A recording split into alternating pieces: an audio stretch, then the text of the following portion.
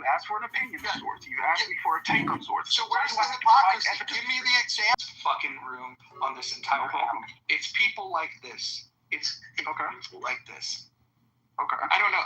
If anybody's friends with this, don't like men threatening to rape women. And then when asked to give it, and then he made the comment that there's hypocrisy and he's heard all kinds of bad things. Ask him for an example. He can't come up with one. This is the low IQ bullshit. I can give several examples of it. You're a low IQ retard.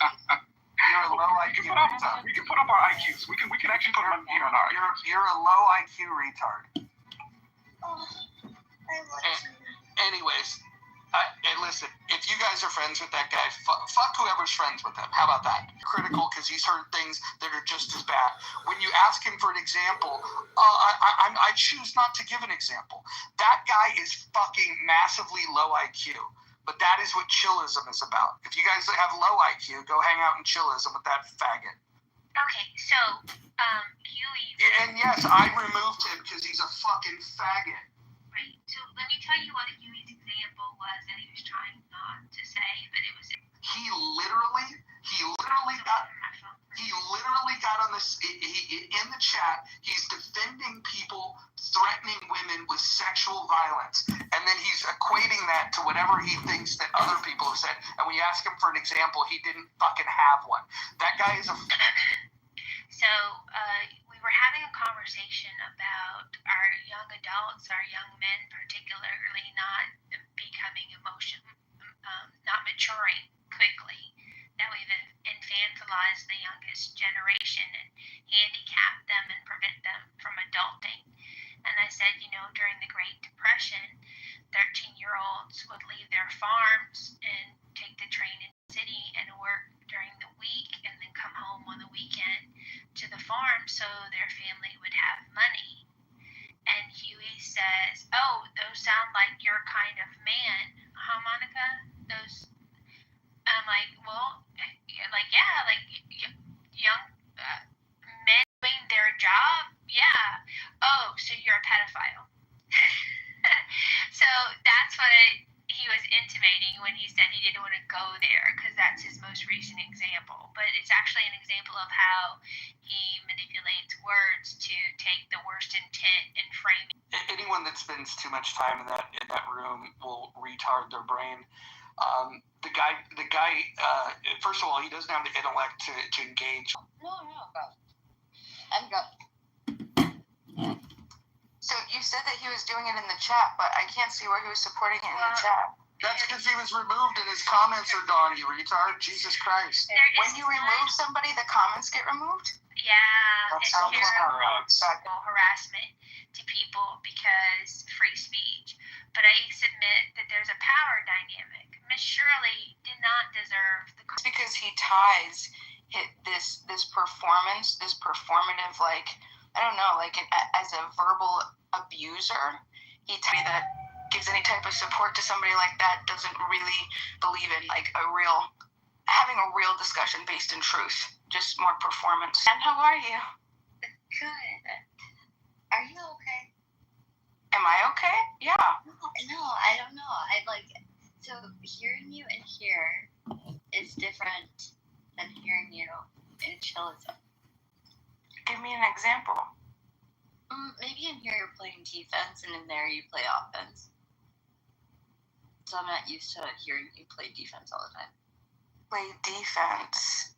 I think I play defense wherever I go. I don't think everywhere I go, people don't like me, yeah. Monica, she's working. So that's why her mic would be low. Yeah, that's easy. But no, it's not a criticism. It's just, hey, just want to let you know that the shit show room. And then when you had said, I threw Brad down, and then Monica turned to people like, well, when you do that, zero slowing down, it's fine. Who cares? But just own it because you did that. Monica, myself, caught the smoke from it. So then when after the room, spoke again, and you stayed on mute. You didn't even own your shit. You just let us take the wrath for you. And I don't give a fuck about what I'm not done. No, but you did it I'm not done. again. You I'm not apologized and did it again. Yeah, I'm not done. So, I wish that you were. And the truth. Guess what? Fruit. Then guess what? You're just low hanging You're not- fruit. Yeah, you're not. You're low hanging fruit. It's like You're going when to- we're having like psychological warfare, you would definitely not be on my team and like. So, what's gonna happen? Are you muting is me? You're not a muting me? mod, and you're in the bus. I don't give a fuck. That's what's happening. Okay. You Guess need to what? understand that. Mute me again. So, I'm a So- leader in this. Are you a leader in here? you can be whoever you want, but you. So accept don't it, fucking and mute I'm me. I don't know if going you to- think that you are. Do you want me to respond? Not really. Do you want me to respond? Not really. Because I can. You know, and I can. Oh, And what are you gonna do? What are you gonna Well, do? Kristen, what I would like to know is next time you're in a room with Brad, will you tell him the third time he was moved down, it wasn't Monica, it wasn't Ann? Sure. Will you think about? Thank you. I have no problem talking to Mr. Man, but every time that I spoke, he interrupted me. So people aren't going to listen. And Who if said you it's have to just- argue? I'm You not just done. have to own it. I'm not done. I already did. Oh my god, then hurt. I have made mistakes, absolutely. And I'm ready to remedy. And I'm ready to be called out, absolutely. Okay, then you I'm should not have very had good to at call you out. It's fine. There's different ways of like, of Remember next time. I don't care to engage in anything else with you. Okay, so I'm not just speaking on. I'm not just Okay, speaking you on know my what? behalf. I'm here's speaking the thing that's about gonna happen. Monica Is too. actually, the thing is that you keep on interrupting me, All Monica and said then is you next time see we're in from the a room, you thing, can say and it's then Brad. all of this comes out. I can totally out Oh you my in god, the whole like, everyone's like, and this I can woman just- won't shut up. Okay, so here's the way that it is. You guys can all not listen to me. I'm just answering the question that was given to me. Okay, so did you answer Monica's question? Because it was really simple. Yes. No, you didn't. Yes. It was a yes or no. Scarlett, did I answer your question? I heard she said she'd be happy to, but maybe. I don't think I misheard. So then why didn't you do it yesterday, Kristen, after we discussed it? Why didn't you do that? I guess I just want to understand why. You just like literally just got back and just let us take heat again. And I just think that like, I just lost a lot of respect. You never had any to begin with. Well, I mean, I don't really care. And I don't care to engage in you ever. It's not that I didn't have a Right, I don't care about your opinion. Right. And I don't care So about it's not that your Hold on. Can I jump in? Can I Of jump in? course you can. You want to get in the middle? Is that what I'm hearing, Mojo? No, I don't want to hear a male's voice right now. Ladies, continue. Oh God. Listen, I don't think that white on white murders. voices.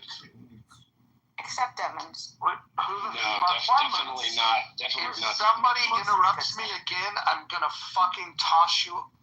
Listen, if you guys can't fucking do this without interrupting, go to chillism. Go hang out with people that make comments supporting the violence against women. Look, can we just like move on? Why are the white women fighting with each other? I mean, like Spot. like Matt, stop.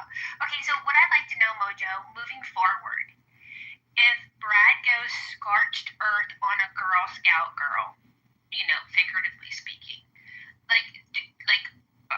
I would love, my recommendation in the room that I don't know if you had a chance to listen to the replay was that there be an informal mod chat somewhere.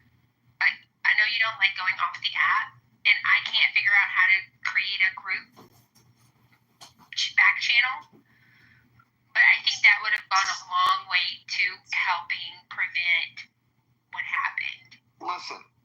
You know what else prevents things? Just referring to the rules. I'll read them. 100%. So if we were to take a look at the rules of the House, rule number 1, no threats of violence. Number 2, no doxing. Number 3, stay on topic. Number 4, keep your shares brief. Here's an important one. Number 5, do not interrupt speakers, especially mods. Number 6, mods may interject when appropriate.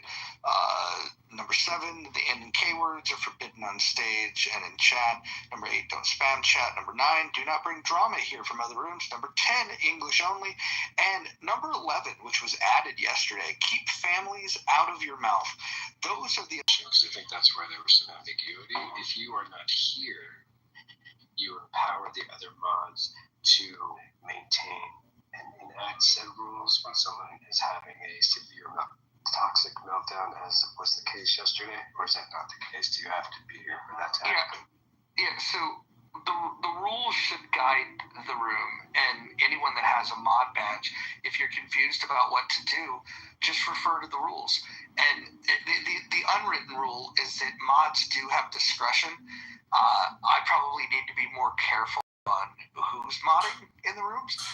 Like, for example, right now we have a conflict between mods. This is not the desired state of a room. You want to make sure that even if there's differing opinions, that they have respect for each other, or at least show it within the confines of the rules. And we haven't said no personal attacks. That's not a rule. But I'm noodling on the language of if there is going to be personal attacks, I want it to be mutually determined that both parties involved wish to engage in that, because otherwise it's just being a bully. And that's what I don't want to see. But if two people want to go off on each other and they can keep families out, As long as he doesn't apply it to himself. I actually agree with that. I think that was fabulously well said. how would you? No, I'm being serious. You're a huge bully. You're a huge bully. Example? Me. You've bullied me for weeks. That's what you do. You bully everybody. I challenge your ideas, and your ideas are hard to defend until you feel bullied. Oh, Mojo. He just came into the room. The dumbest person is a terrorist sympathizer. Oh, Mojo. Come on. You're a bully. I don't even know what you're saying. I'm trying to follow what you're saying. I mean, just replay any of the times I've been on this stage in the past several weeks. I mean, you've been really good for the past 3 days. I'll say that. You're different. You're different. You're not the same. You're a new man. None of us are the same as we were yesterday. I'm down with it. I'm down with it. Lima, are you flirting with Mojo? I am flirting with the potentiality, the principal potentiality of him possibly adhering to this wonderful principle that he's just laid out. And yeah, I think what she said is she's attracted to my masculinity, but she doesn't like that we disagree. No, I love to disagree. Well, Trust me. hold on, Bima. Let him have that. So that, yeah. I really do admire Mojo's desire to come between two women. That was pretty remarkable. Well, why? Very well said. Matt Cool said something interesting in the chat. He says, if I had done what the mods didn't know. Calm him down. She's not that flexible.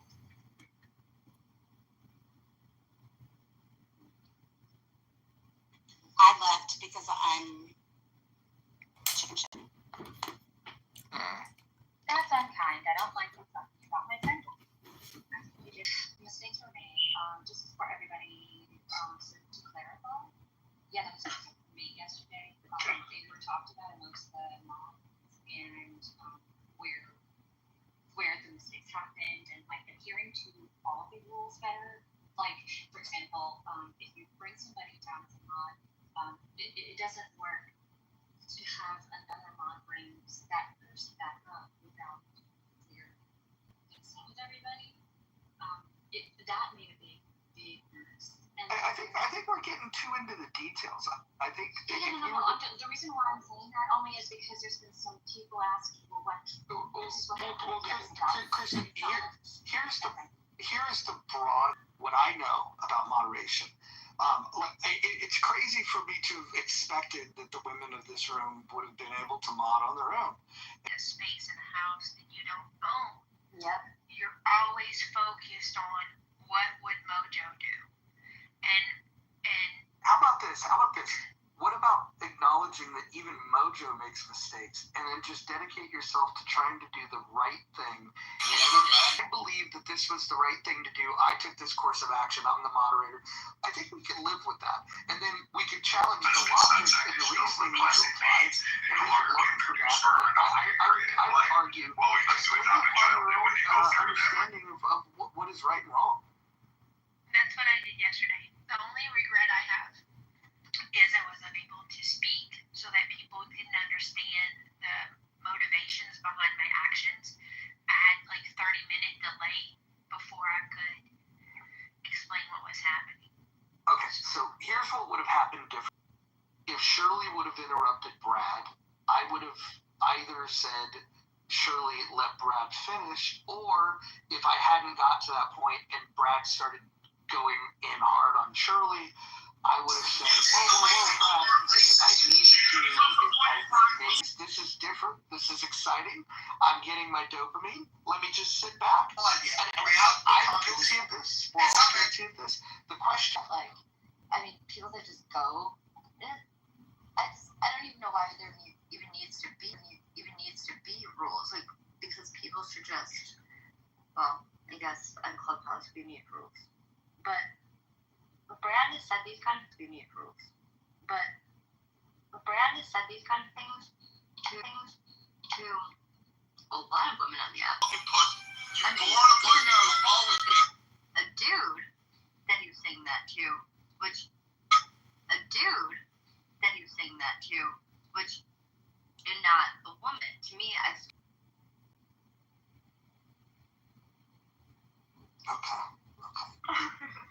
I'm serious.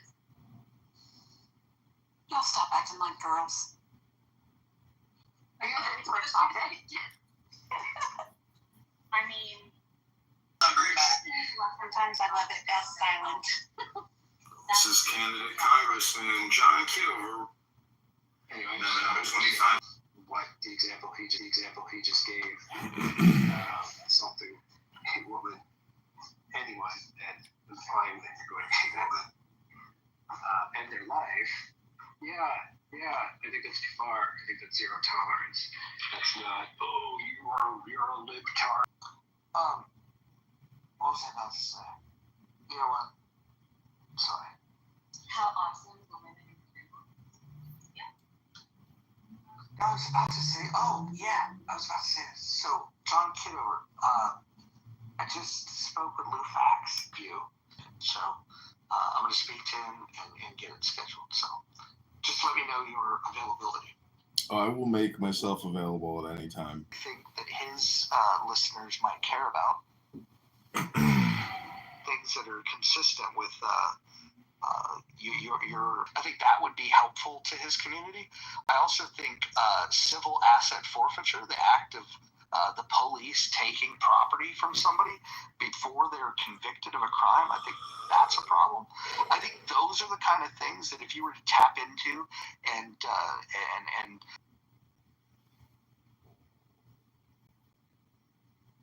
Yeah. I mean, in Illinois, we have the Illinois Department of Financial Professional Regulations, where if you're a realtor or a hairstylist, you have to get these ridiculous, you have to pass tests, you have to pay all this annual licensing fees. driving home from Reno once, and I had money in an envelope, and I was getting tired, and I was speeding coming out of the mountain, coming out of Reno. The only time my car broke down when I was 20 miles from home in the Tulare parking lot. I mean, I had to do something before I could even have it towed. The deal with Brad is he is a heat-seeking missile. You just don't want his, targeting sensors to detect you. So, deploying that military asset to chillism is an excellent use of that heat-seeking missile. And I put a clip in chat where you can watch Brad absolutely nuke chillism. Thank you for putting that in there.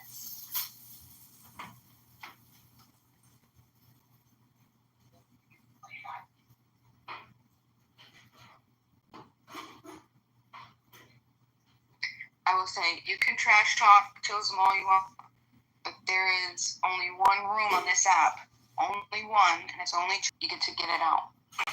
Wait, no bullying. Thanks for that. Thanks for that review, May. Just that was a good reminder for me to unfollow you. Thank you.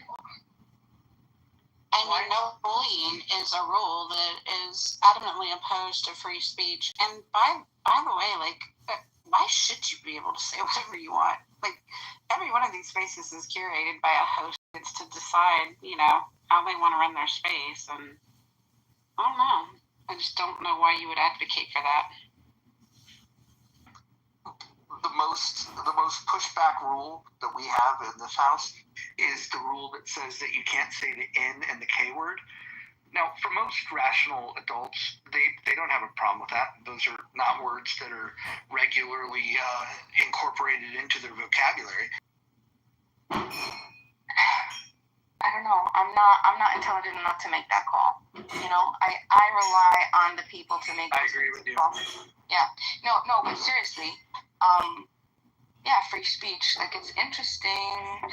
I think that it's nice to know who you're talking to, right? And you have English language as 3,000 adjectives, right? And you have the ability to build upon them, like making. Share your thoughts. I'm not sure what that has to do with what you just asked. Well, I'm responding to what. Christy, I never said I don't get enough time. Well, here I can leave quietly if I want, but I still think that it's disingenuous and it's not. Here I can leave quietly if I want, but I still think that it's disingenuous and it's not It's not good for civil dialogue. Or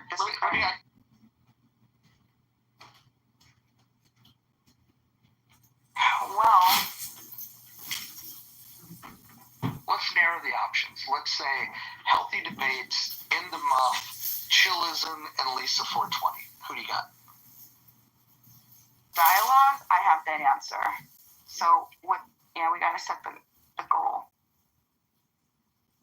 Because I'll tell you what, it was my reason for going to chillism, and so that just shut down dialogue completely.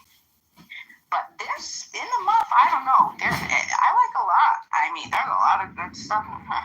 But I still know that I don't have to be free to, I don't have to fear presenting any type of political position in knowledge space ever. As long as knowledge is there, right? Knowledge is there. That's the safest place on this app to express your freedom of thought. But I mean, not everybody likes safe. And I understand that too. They're all different business models. Just depends on what you're looking for.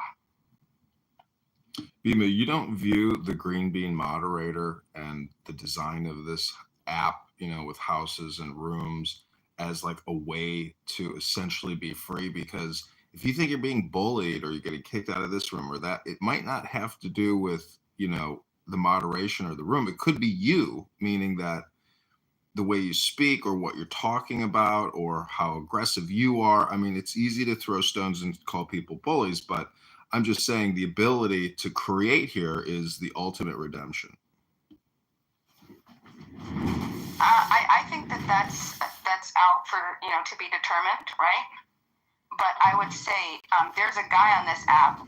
I don't remember his name, but he streams rooms, and I know that there's I could get a lot of clips, possibly maybe an hour's worth of just not that guy and find some recordings. Who is that guy? I wouldn't know. who reads wonderful works and educates the public. Yeah, doesn't he talk about the Tao? Precisely. Simplicity. Spicy. It's definitely not him. No, not him. I want to know who this guy is. I mean, he could potentially be making us famous. God, I hope not.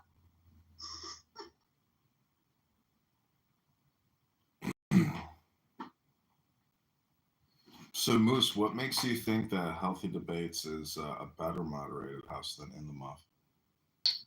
A good job of giving everyone a chance to speak and welcomes everyone on the stage, regardless of one's I've heard complaints that people get removed from that space quite a bit. No, I think you said political affiliation. Yes, correct. Thank you. Now, what they say after they're welcomed to get them removed, that's. And I've seen significant improvement with your moderating, Mojo, so check back with this poll in another week. Right, that's what I'm saying. I'm saying like there's a race to the top, and boy, where you see where I'm at, right, Moose? I have no idea what you just said or what that meant. So you choose what space you want to be in, right?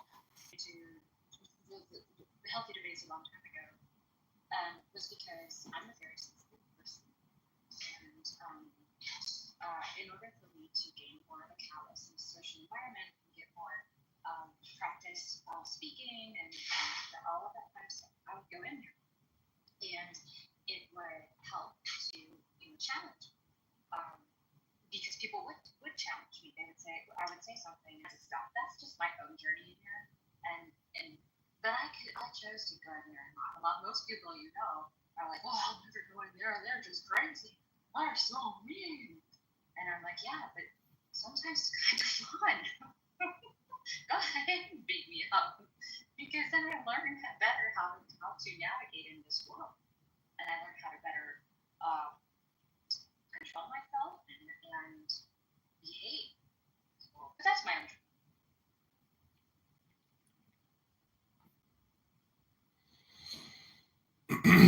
This is like rapid fire Toastmasters. I did public speaking. This is like rapid fire Toastmasters. I did public speaking in college, did a course, and that was really insightful. And what was interesting about that experience is I came back from Israel on a birthright trip, and I gave a presentation on the Palestinian Media Watch organization. Set me down, and he was from like Chile or Argentina, and he screamed at me for an hour about how the Jews, through learned behavior, are the new Nazis of the Middle East.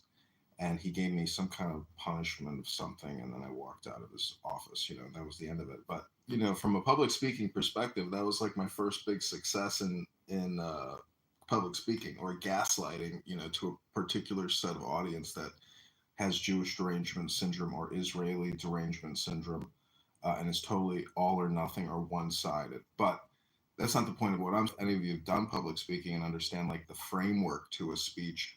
But your attention getter, or telling people what you're going to tell them, is your introductory statement, and then you move on to your main bodies or your main points. It's the same format as an essay, essentially. And then you tell them what you told them. It's a lot of just like dopamine creation in the weirdest way possible.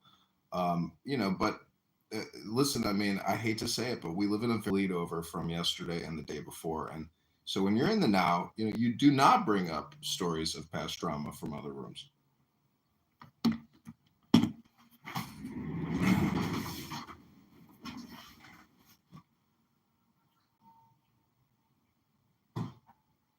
Shall I present a Toastmasters speech on the topic?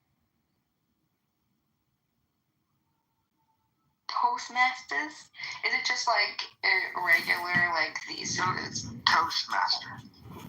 Toastmaster. Is it Toastmaster?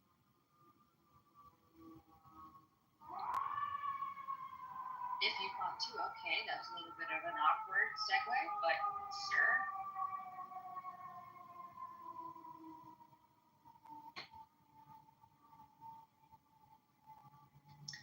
I like Roger's spaces and the moderation the best, because I feel like he's got a little something to offend everyone. And if you're not offended occasionally, then you're probably in the wrong space.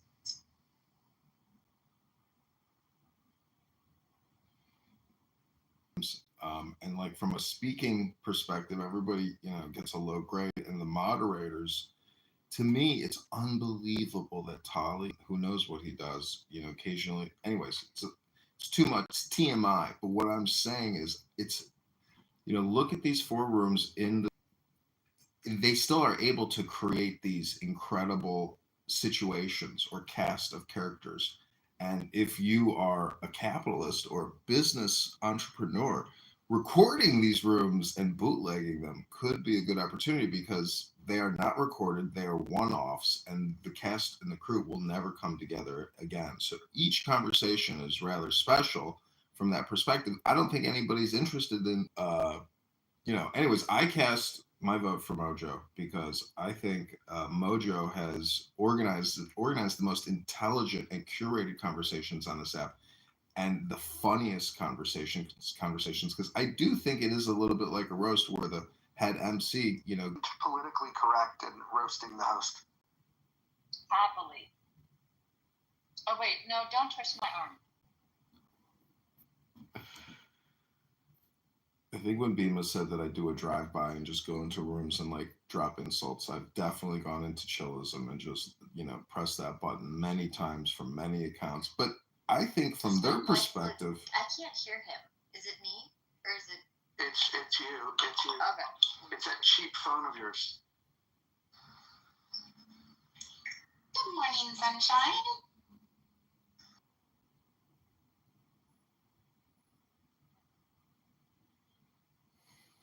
I don't know, Congressman. I would say that I do agree.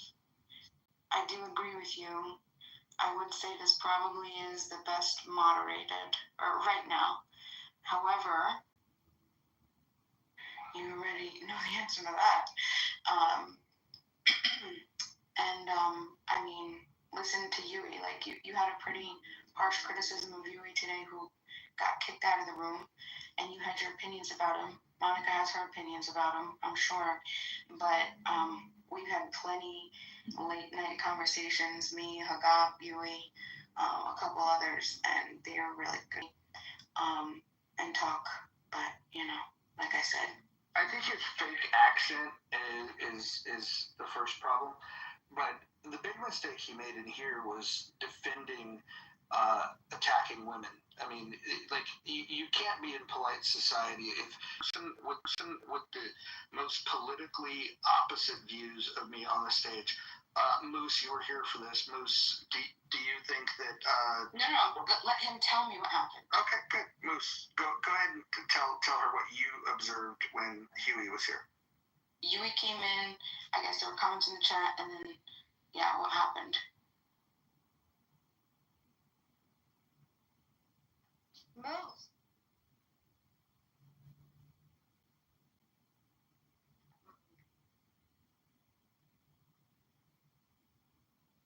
Opportunity. What is it called? The adjacent possible.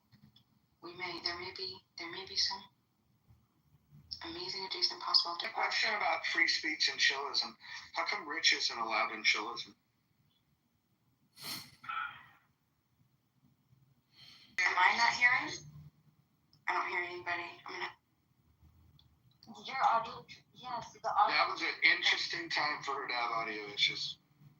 You did too, though. I was in chillism the other day, and Rich was in there on 2 separate occasions. I mean, Nathan was yelling at Consistent with each other, that they all subscribe to the same rule set? No, I don't think so. I don't think so. I couldn't hear that. I'm really sorry. I had to go out and come back in. We were asking why, if chillism is about free speech, why did Rich get removed from chillism? Because he violated one of the rules too many times. They have like Which rule? Which rule, Bima? Doxing, and just like every rule, he violates every rule. He's not a good guy. Well, I have to say this out loud. Rich has been blocked from this room. He's banned from this one, too. Well, I blocked him personally on 2 of his accounts, but if he apologizes to them for his behavior and agrees to follow the rules, he will be reinstated in the muff. I this is not an intention to steer. No, that's a lie. That's a damn lie. Okay, I'm gonna tell you what I think. You want to love Rich because you know when somebody's just off. So thank you. So I think he says like he's autistic or something. I don't know what it is. So you want to like give him chances, but it never changes. It never changes. It doesn't matter. And he's one of the biggest disruptors of good conversation. In most of the best rooms that I've been at, other people were talking about the other people. Now I witnessed this. And once I witnessed it, I said, hey, I saw what you just did. You just went over. And now these people are thinking, they're taking it seriously. They're not taking it as a troll. And he was intentionally inflaming and making, do what you want, but you're not going to have a good conversation with him in the room. I'm sorry. I don't want to say that, but it's just the truth. Do you know what I did? Listen, I don't like when I'm out of rooms and I open up a room, I do not move people. If I was ever modded, I'll be the worst mod. I don't move people. Unless they're threatening threats of violence or doxing, those are the only two things, right? Only two things that that's too far. But Bima, can I just pause you there? So when this room was discussing somebody's behavior where they were threatening violence, specifically sexual violence to women on the stage, there was another individual that defended that and tried to draw a moral equivalence between that type of communication and other things in this room.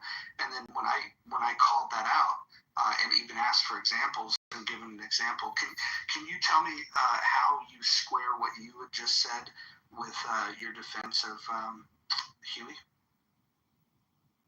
So I feel like that you definitely have an agenda of why you just asked what you said, because I don't know how that's relative to anything that I'm saying.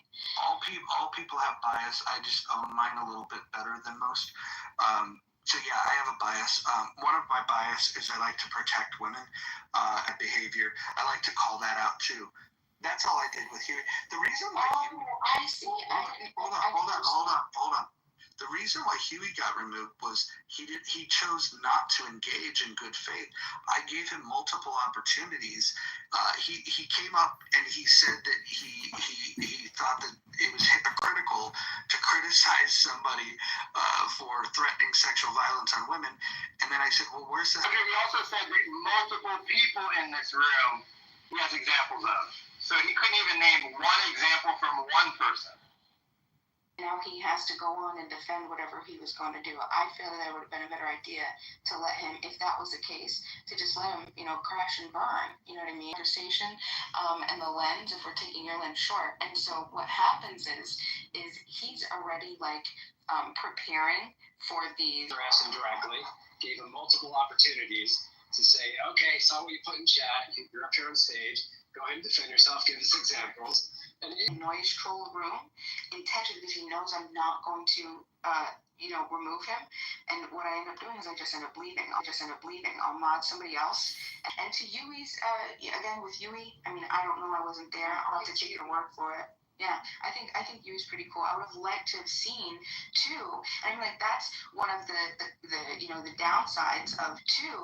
And that's one of the downsides of kicking somebody out. Maybe we could have moved him to the goo, and then Mojo, you do this well at some points. But I think what his biggest crime was is that he doesn't speak up in this room ever.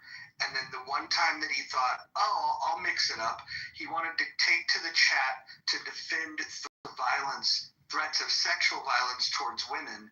And then when I brought him to the stage to defend his asinine comments, he couldn't do it. He said that there's a hypocrisy and that equally bad things have been said. And I said, who says equally bad things to threatening sexual violence to women? Call it. And he couldn't give it a single example. The entire engagement was very bad faith, but that's what you get when you bring people from chillism. There's a culture over there of bad faith. There's a culture over there of people that don't want to stand behind the words that they say. They'll type something in chat, and when you ask them point blank, how do you defend this? They clam up. And so I think that he's is a midwit. That was his position.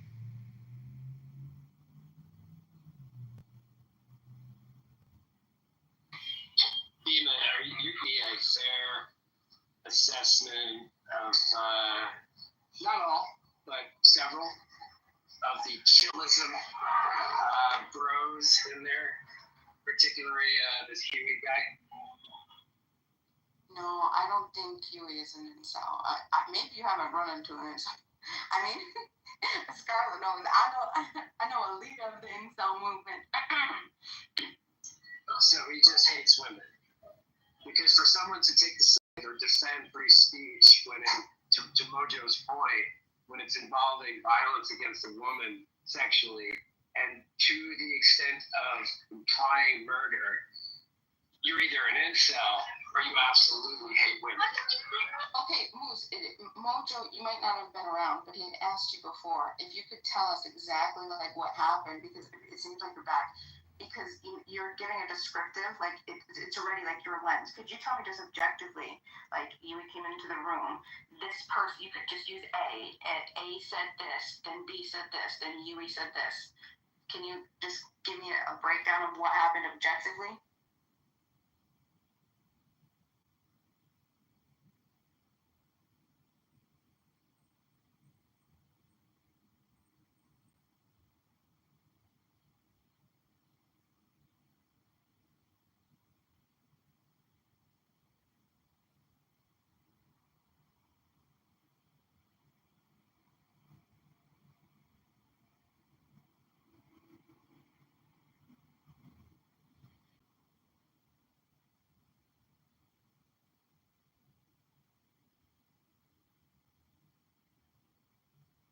It's moments like these when I take the deepest breath of the day.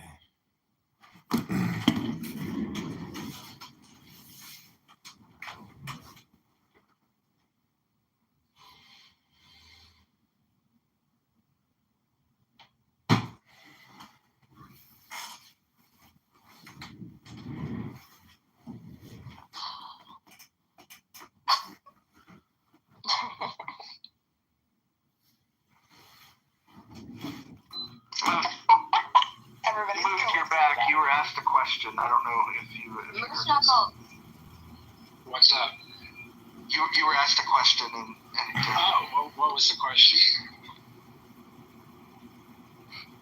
Moose, just if you could just give us an objective, a breakdown of what happened without, opinion, just like. I thought you were asking Mojo that I'm not here to do forensics of a clubhouse chat or interaction. There were enough people here that observed said interaction.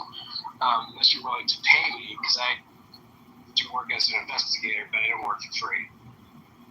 Okay, well, thank you for your contributions. So anyway, you guys want to talk about your topic? Because I want to tell you something that I found out today. It's disturbing me.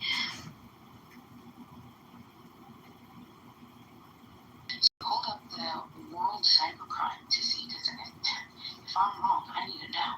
Okay? Would you believe what country is #1 for cybercrime in the world? North Korea. Everybody guess. North Korea. it depends on how you. Shit, I can't hear anybody again. Hold on. North Korea! Yeah, it depends on how you define cybercrime. So it'll be interesting to see what her answer is. I'll fact check it.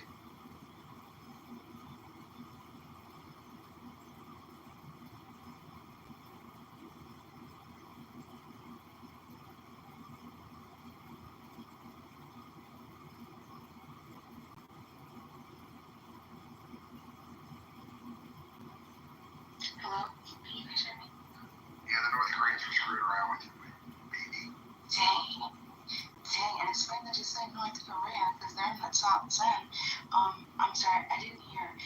Did you guys, what do you think is the #1 country that commits cybercrime? Illinois. No. Is it North Korea? It's not North Korea, but they're on the top 10. Well, hold on.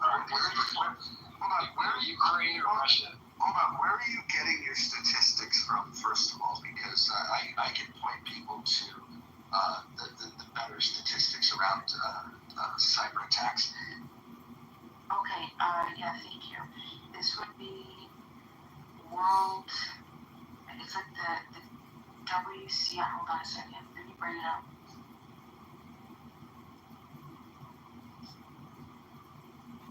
Oh, this one.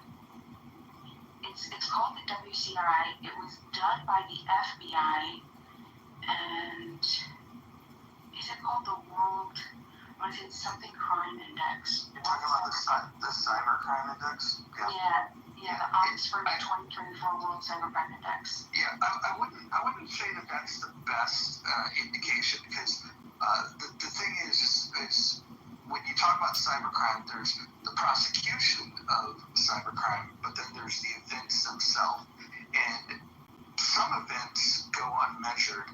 Other events are measured and not reported because a lot of brands that are attacked or government agencies that are attacked don't want to report that they've been attacked because there could be a brand implication. You know, if let's say if it's a company that's been attacked, if they announce that they've been attacked, then their customers will say, oh, well, you're receiving attacks, maybe I should not trust you.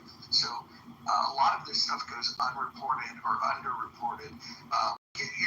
Your best intel comes from companies that are providing solutions that monitor for this type of thing, and then they aggregate it and they don't call out the companies directly or the other entities that are being attacked. But consistently, Russia is always number one. Like that's been true since I've been tracking this stuff. China has flare-ups and they're capable of doing some pretty massive attacks, specifically on the DDoS front. But when you look at some of the more sophisticated stuff, like some of the bots that's creating this havoc, but I'd be interested to hear the list that you were going to give. Typically, you see. Yeah, that's exactly what I had. Same. But then I got curious, and in North Korea, UK, Brazil, and India, I wanted to see why everyone's focused on Nigeria, and then there were actual studies saying that there might be a bias of just people like doing studies for Nigeria, like too many studies focused on Nigeria and not appropriately. Do you guys understand what I'm saying? Mojo, do you understand what I'm saying? Could you say it better? I do. No, we understand.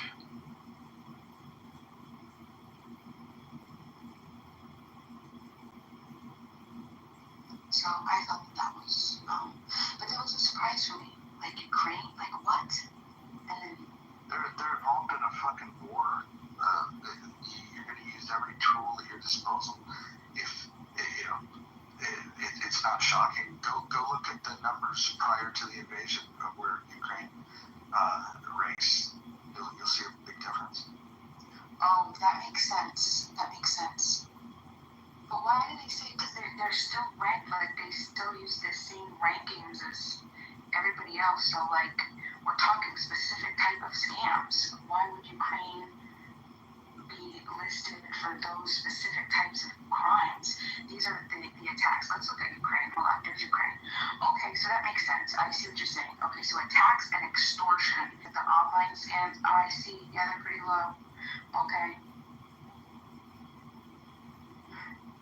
If you guys are interested in signing up with a solution that would block DDoS attacks, and he did this to protect his gaming server, and once he figured it out, he started researching a company called BetChris, one of the very first online gambling companies, was located in Costa Rica. They would lose revenue, and then the attacker would say, hey, if you can transfer us Bitcoin, we'll stop attacking you. So they had to play ball for a while, and then now that you've solved this problem, we should productize this. And so they started the first DDoS mitigation company called Prolexic, and then initially it was only protecting gaming companies, online gambling companies, as well as dominated that market. He sold the company to a company out in the Philippines called IP Converge. They were owned with equity in some company in Florida, which then partnered with Level 3, which was a Tier 1 ISP that cleaned it up a little bit, started selling to online, or not online banks, but traditional banks like the Big Four. And once they could call the Big Four banking customers as customers, they then sold to Akamai, and Akamai's DDoS mitigation product is Prolexic under the hood. So if you want to hear the story of how all that stuff went down and how people in Russia are still trying to kill poor old Barrett Lyon for room. What's the gross national product of California? It's Russia, according to the Oxford 2024 World Population. So just because of how big they are, it's just, yeah, very interesting. The expected amount, like if you made a pie and made the slices according to, like one person, like you had a slice of the pie representing each country, and according to the population, you would think that they're supposed to have like one slice. Like they have less than a slice, and I thought that was so interesting. India has 52 political parties. Figure that out. Well, that's great, isn't it? I wish America was like that.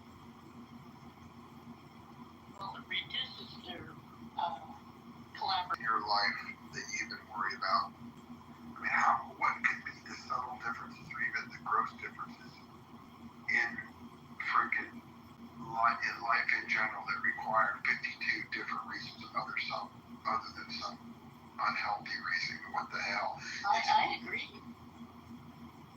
I think you need a political party for each to represent each week of the year. Yeah. It's vary. They must have 52 cow dogs or something. I mean, what the hell would they need 52 parties? Well, it's a regional thing. A lot of extension within that 52 air quotes states within their own country.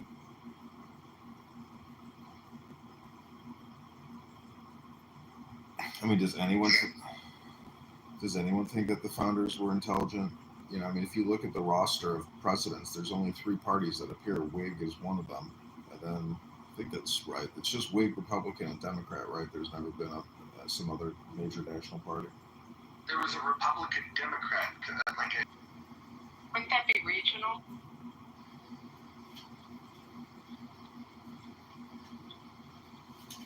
I don't know, but these are comparable to Chinese, Korean, Spanish, and English in our country, don't you think? Or am I wrong about that?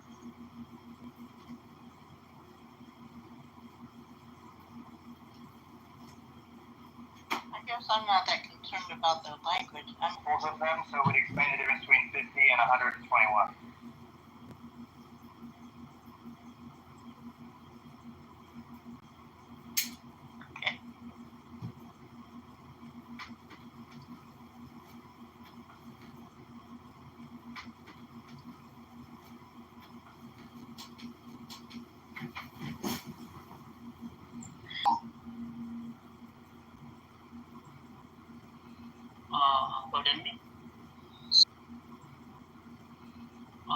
Pardon me?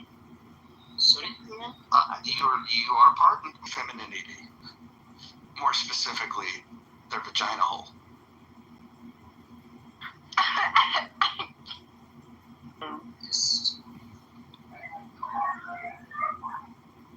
You think I would joke about something like this? I'm a feminist, for fuck's sake. Okay. Let me search on Google. No, you don't have to. No, you don't have to do that. But I do think we should cite the 21st century. No, please do. I want him to go search. Roger, if he winds up in my back channel, I'm holding you accountable. Or notable in your life today. you can share with us? Anything? Going through very bad chapters because I met people, strangers, and yeah, I got very good experience as well as bad experience. Basically, I came here from Chatter. Anyone from Chatter? And Oh, Chatter. You mean the Jonathan Bing app, where Jonathan Bing says really dumb things and people sit around and they clap for him? That app? yeah, so actually, Jonathan Bing and the Chatter app.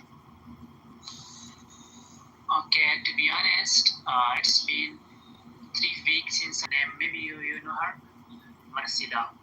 She's what we can say is, she believes on magic, bomb reading, astronomy, and maybe I don't know what did she spill over me, and I could have, and I had just, I just, what we can say, cut out from the Chatter and come to Clubhouse. But yes, I'm 30% people. They are right. They have fried. They are, I don't know how they attitude. And then there's the other percentage that are nice, and you get to meet people all over the world. Okay, I mic up. What about black people? I probably shouldn't ask, because Lord knows I don't care. But I'm just curious. Chapter, what about blacks? What the blacks do now? Nine, and to be honest, I have talked to blacks, and they were very kindly, and they have created their own rooms, like Guinea, one of the, she has a shop. Last week, the day before yesterday, there were some issues arising in America that black were, I don't know, Jonathan or someone who debated at this topic. They created an algorithm that puts everybody in proximity with the worst mod on that entire app. I was excited in the features. I'm loving the fact that there is a chat feature. I like the fact that they're still investing in maintaining good audio quality. I think that this app is back in such a major way. And so, I'm glad to be back anywhere in the world when it comes to social audio than Clubhouse. And we're happy to have you. We're glad you're back, man. I kind of am. I will say the one thing that we have a polling feature. I think they're actually listening. They're rolling things out thoughtfully, and they're listening. The only thing that I wish they would consider is Amir's room, where clearly sex trafficking and terror support is happening. Trafficking and terror plots happening. Trafficking and terror plots happening. So hopefully the bad guys get what they got coming.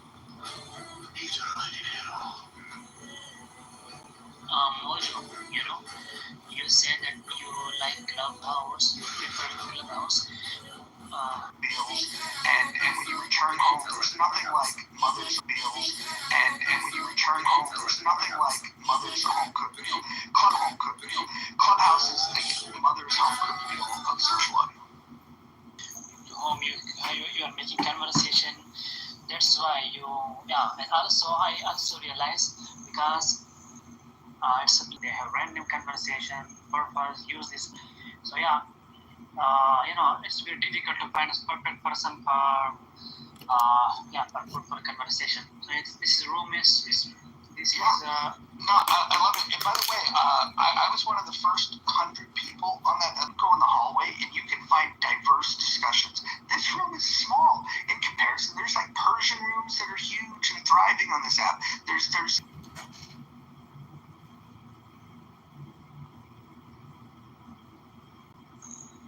I agree. Like a popular plant? Do not do. Sorry, I don't know. No? Okay. That's a very popular begonia here in the United States. made it to India. Just hat tip to India. There are some begonias that you can eat. Not all of them. Not the begonia rex. Okay. Snakes. Sorry, yeah. It's a plant.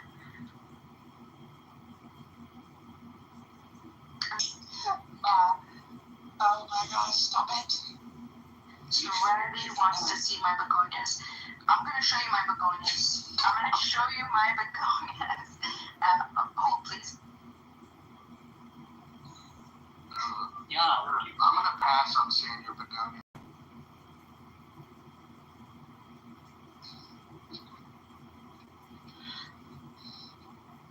You're missing out then. I have it on excellent authority that Venus begonias are the best. Look, I'm big when it's a scent, and I'm struggling to imagine a pleasant scent.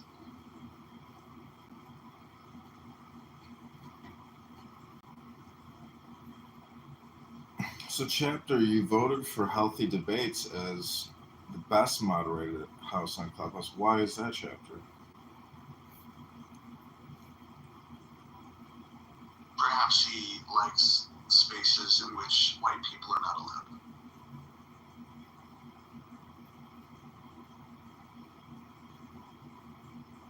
Personally, I vote for the least popular vote selection so I can make the whole distribution even. My friend told me that this morning. He does, So PTR, I'd like to draw your attention to Exhibit A. These are my personal begonias that I'm raising myself.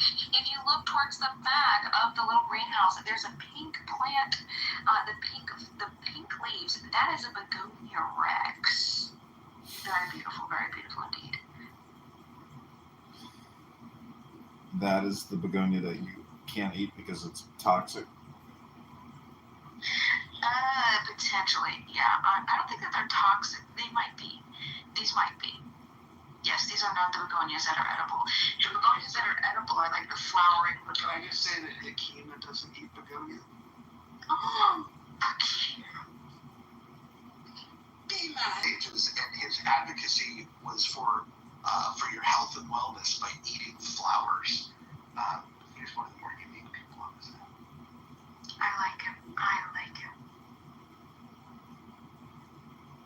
Yeah, did you ever hear that story about how he lost in the jungle for 3 weeks and he lived by eating flowers? Really? The trees. Was anybody here last night when we got the musical interlude by Abdul? Yes. So for those who aren't familiar with Abdul is the longest running troll, most consistent troll that this app has ever had. He raises his hand immediately upon coming in the room, and if you bring him in, doesn't matter if you're having a conversation or not, he bursts into song as he unmutes himself. He speaks a language that I don't speak, so I have no idea what the words are. But we went deep into the B-side catalog of Abdul's material. We even got him to participate in chat. He put the word fuck. No context, he just wrote fuck in the chat. And then at one point he started laughing. We never heard him laugh before. What is happening here? What's going on? Okay. I think he was jealous. Okay. Guy, Mojo. Sorry for interruption. So, can I ask you where you're from? Yeah, go ahead. Actually, I have a doubt. You're originally from Africa or something like that. You were studying that were not allowed on theater. So that time, Can you translate for me, please? Yeah, when I was studying with them, theater, their conversation were very hard. Their language, their accents, and you people are speaking very clearly. What he thinks is a weird accent, and he doesn't understand them. Well, I think that we're going to get into dangerous territory here, and I'm just going to shut down this conversation because I want everyone to feel welcome in this space. Thank you. I don't, I'm probably, it's just, everybody knows I'm probably old enough to be his mother. Or at least Hold on. I was in a wildfire, and he was between me and death. He would come save me. And he just, some days, you gotta vent. And when you're a girl, you should never get in the middle of a fist fight physically. I will make sure that in the future, those types of things don't happen in the muff. Well, that is one of the reasons why you are Mojo. Did you know that that's a big term in West Texas? And there was a football team in Andrews. Nickname. I'm going to be changing it soon. I'm leaning towards Catfish Jones, but I can be walked off of that. If you guys have any suggestions, please submit them in the back channel, and I'll consider. Not the back channel. Raphael Sabatini. What's Valentino? Is it Valentino is the new AI Grok male companion on X? Valentino?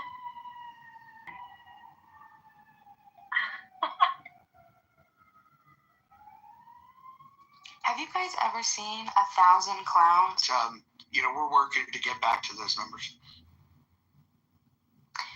If anyone's interested, you can YouTube it. It's an old classic, so it's black and white, and it's called 1,000 Clowns. And I gotta tell you, it is my favorite movie. Clowns. Wait, no, I take that back.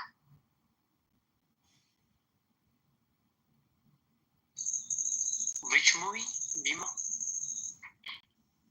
1,000 Clowns. I'm gonna link it in the chat. Wait, hold on, Chapter. Can you come on mute again? I got a question for you. I believe in defending women as well, and I love being surrounded by beautiful women. But I have also read a lot of cult material and observed cults. I'm just wondering, in the muff, like if you are a cult leader surrounded by beautiful women, why does that natural formation seem to happen with strong, intelligent, liberated men?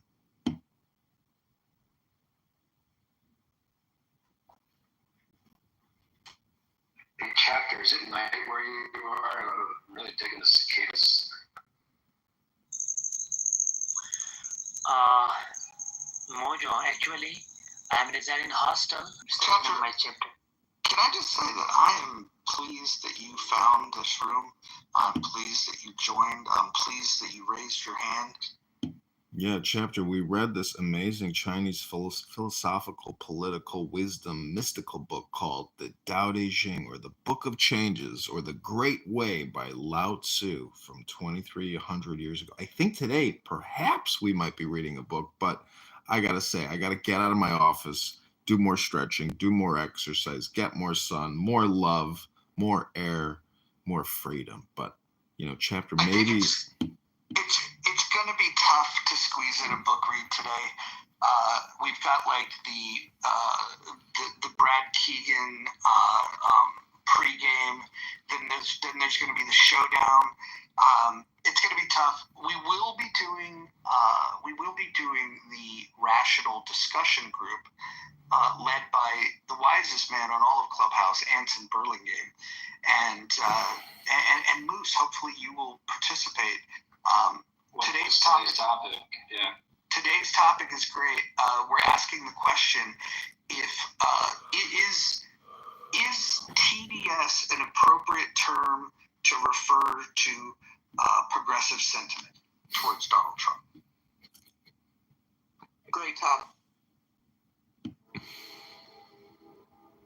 I'm getting pinged into the showdown. Is the showdown happening now? Well, listen, I do not want this room to exist, as a distraction.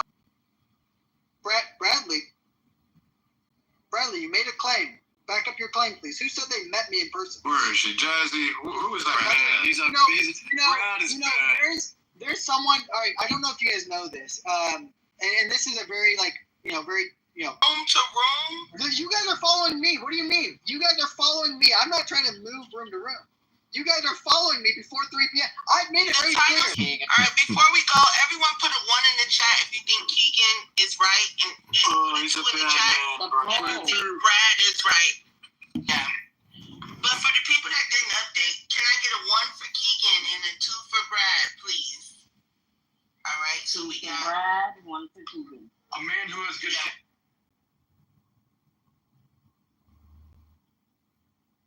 Yeah, well, that's typical Keegan, typical Brad. I mean, it's the same never-ending stupid drama. Nothing is new under the sun in Clown House. I hope everyone realizes that every day is just like every other day. You know what? There's some other new scenes happening. Well, I think the only new scene is reading a book, because like if everybody was a book, it's the same book every day, and unless somebody reads a book on this app, you'll never break the vicious cycle of people just booking themselves. That's it. It's like buying a ticket to a performance, to see, just say, Chris Rock. It's like watching Chris Rock every day. It's like if you want new material or a new script, you're going to have to bring books into the equation on this app. Otherwise, it literally is just a repeat of every other Clown House day. It's nothing new under the sun. I don't think you were here, so forgive me if you were. I wish I could. So there's actually a lot of really good feedback in the room chat.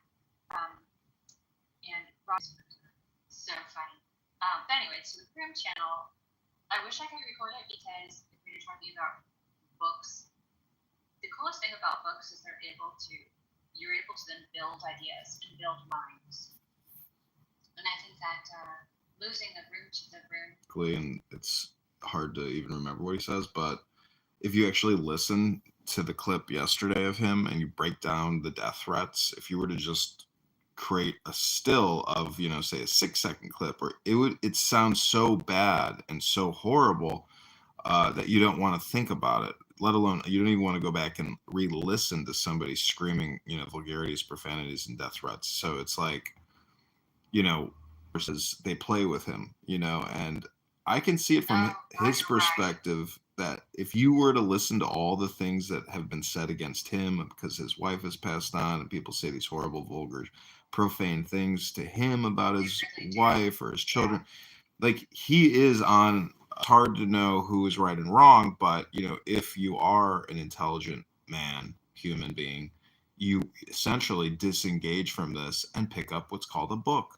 Because instead of using a sword and a hammer and an axe to go to war with people on this app, you should just use a book, because it de-escalates you, it de-escalates them, and there's no winners in this. So it's really like a in And I have thus learned since,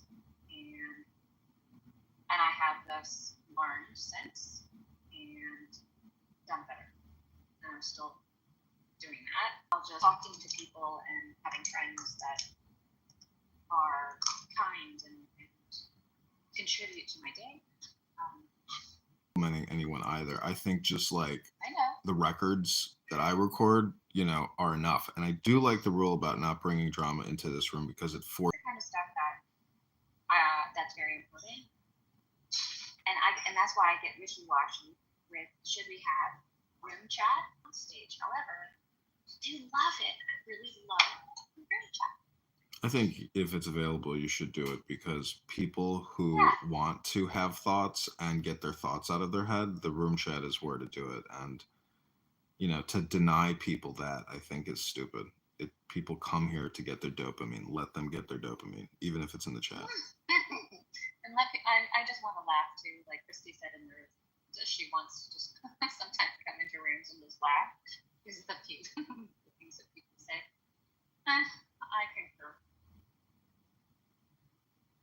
I need to drink more water. Also, here's a friendly hydration reminder. Everybody drink water.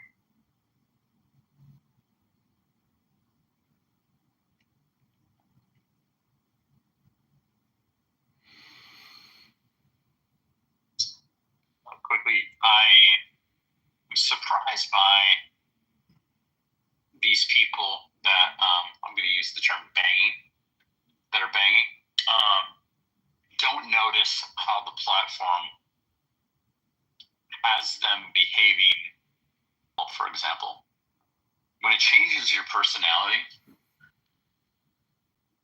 when you become a different person when you're, let's say, drinking, if it actually changes your personality when you begin to drink, I think Clubhouse is similar in that way. Like, if it changes your personality. And I think that's what I learned too. I started thinking with people that,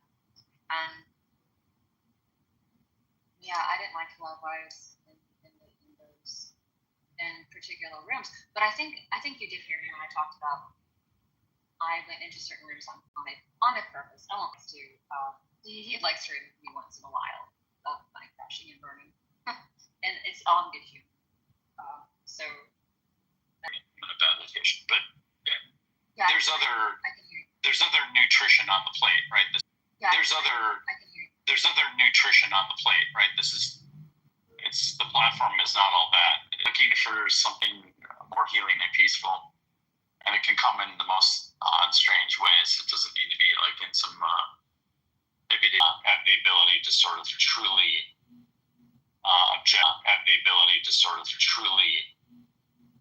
objectively step back and look at our own thinking, our own mental. And it's so much more entertaining while we do. Inclined to go hop out of this room for a second and go get a dopamine hit real quick. Yeah, oh my God, yes. I'm surprised that.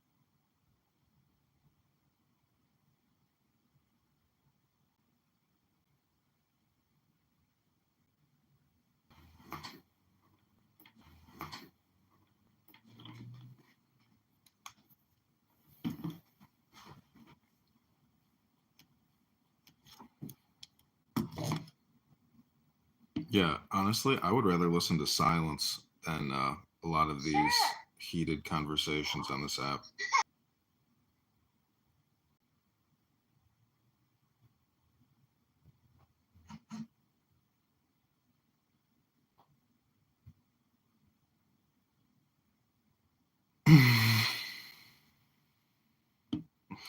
But the room title is called Breaking Brad. You know, Breaking Bad. It's kind of a funny title. Oh, no. That's so cool. I feel like human. I've never been. Person.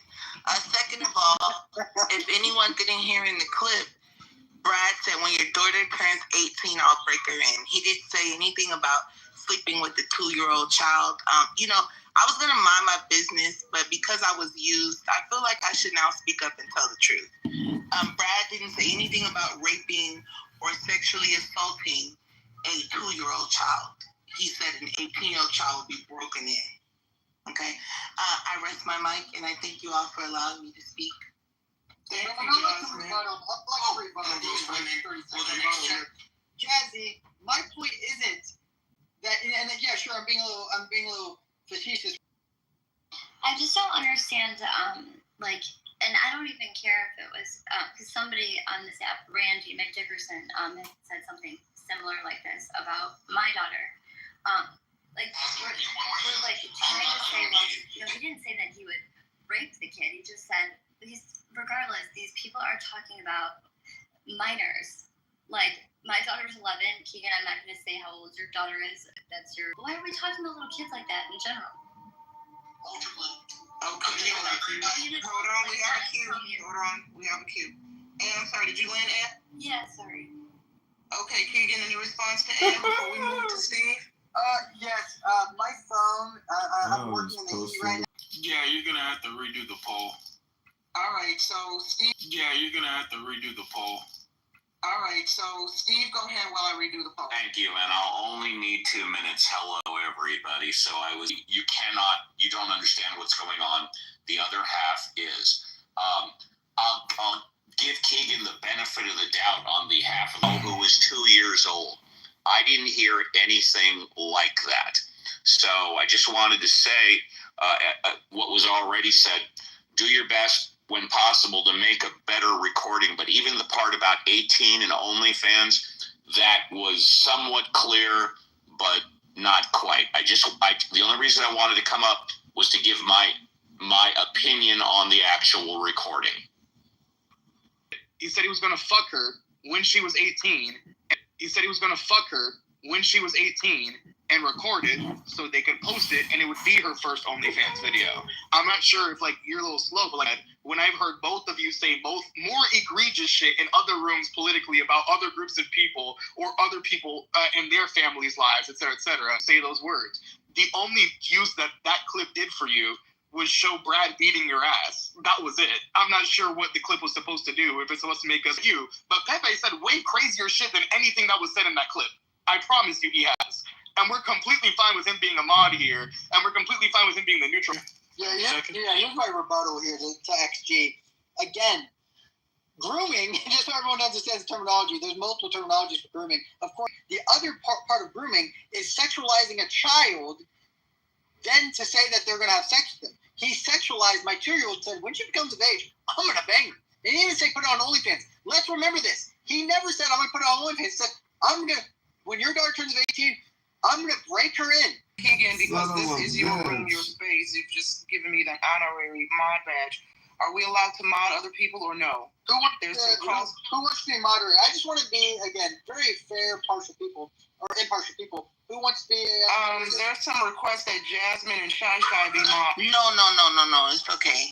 We're going to do our own room because I think to solve the problem, there's too many outside voices. I don't think you even brought up the fact that he said this about your daughter, because he said this months ago and I did a recap on it. And now it's being brought back up. It's not just about me, guys. Brad was saying egregious things to a lot of women. But what he said about me and my family, my kids, is listen. He was saying some egregious things about my wife. And before this, the whole beef with Brad, because term relationship, you should want to be respectful to your partner. You should, and your partner should be respectful to you. And they should, and the essential question was, I said, well, look at KK's PTR. She's dressed like a whore. So once I said that, Brad got really mad. He got really upset. Put your tampon in, Keegan. I'm about to bleed you out. One mic, KK, love and respect, but just one mic. You told me to lay it out. Well, Dr. Jasmine, you said lay it out. Well, lay it out quicker. That's all. Come on. Well, that is the quick version. What else do you want me to say? I'm trying to lost it. Keegan. Okay, wait, hold on. Why isn't Brad coming up? I've invited him. I mean, he is the centerpiece. They want me to open the room. Brad, please allow my client to speak. One mic. We have a queue. Marquise wants to speak next. Who would like to go after Marquise? Oh, okay. I'll go. Marquise. I mean, Brad is. Yeah, we should definitely get Brad in there. Please allow my client to speak. Hold on. We'll let Marquise go, and then Brad can provide his submission. Go. Number one, all right, Brad did not say he's going to fuck this kid right now. He said, I'm going to wait until this kid is 18, then I will fuck her. That being the legal age, right? And that's the joke. He's literally saying it as a fuck you to you. He's not being literal. And if you're really taking that as being literal, that's the problem. It's getting too fucking petty. XG was on point with everything. And I think that with that clip and with the quality included, it was made to make Brad look like shit. But in reality, it was garbled. Everybody still has questions. And I'll land. Okay, now we're gonna let Brad speak, and Brad, Pepe and or Poochie. Brad and Keegan, why are all these other people? Yeah, I agree. I think we should let Keegan and Brad go back and forth, and then Poochie said that he's going to do the timer, which I'm very glad. That means I don't have to do it, and so we'll just keep the peace. You know what? I'd be happy to go down. If anybody doesn't want to be on the stage, you can go ahead and go back to Goo. That's no problem. No one will be offended. I'll stay up. Just let me know if you want me to go back. I think everyone should just let Brad and Keegan have it right now, because the chaos will ensue as soon as they start talking. You can't do that if everyone keeps speaking. That's what I'm saying. I don't understand why we have all these extra voices. I just don't understand why we have all these extra voices. Go ahead. So, before I get in and pack up Keegan for the 15th time today alone, I just want to promote for those of you that think Keegan wins these crash out battles or these like battleground fucking verbal assaults, you need to participate in Cray's course. He has a course that will teach you how to bang properly. Some of you need fucking help. I would recommend it. Cray is an OG. He's held those spaces. He's ran them well. I promote his course, I believe, for $99. He will teach you how to come up with a catchphrase, a model, and he will teach you the subtle art of banging on Clubhouse. With that said, I'm going to go after Sheegan here and the cuck that he is for the 15th time today. So as you probably listened to the clip, you will hear in the very beginning, and though it's garbled, you can make it out where it says, oh, you want to talk about kids or daughters? I believe it says daughters. I believe I stated, you want to talk about my daughters? And then I proceed to take him down to the 7th ring of hell. I am not a nice guy. I don't really fucking care one way or the other.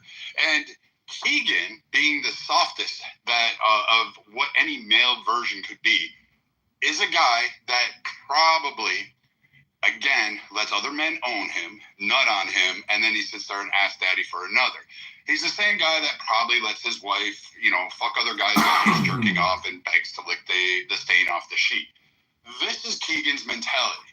He's gone around this app. He's called KK whores. He's called Jazzy whores. He's called Shy Shy. He's attacked multiple women's children. If you don't know who Shy Shy is, he definitely attacked her kids. He's done this repeatedly under this guise of Christian nationalism. He's anything but a fucking Christian. I've heard from Christians on here. I actually respect those of you that have that faith. And I don't try to fucking make it into a nationalist movement. But Keegan is Keegan, and he says his brain just developed at 26, which is really fucking weird. But, okay. Keegan plays this audio recording, but he leaves off the parts we'd anticipated, such as saying my daughters were raised by whore, calling KK all sorts of names, doing his shtick, and then he wants to be the bitch that he is. He's the one that wants to hide behind somebody else, slap in the back of the head, and then duck out. And this is Keegan's MO. And again, this shtick has been done.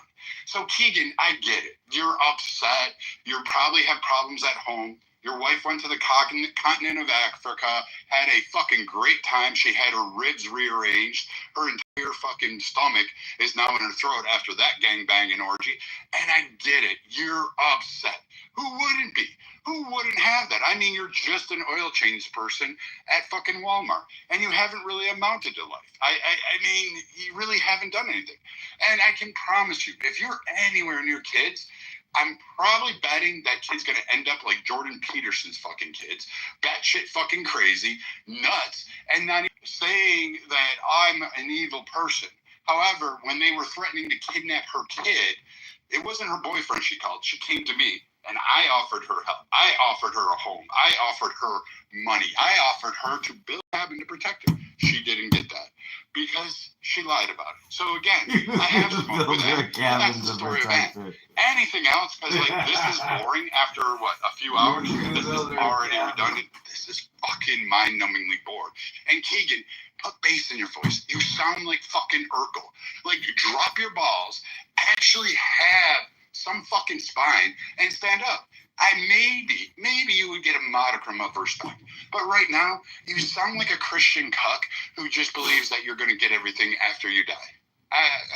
Anything else? Is there anything else I need to address with the court? That was a perfect 4 minutes. So do we want to keep it at that time frame, Keegan? Keegan needs to tell the room.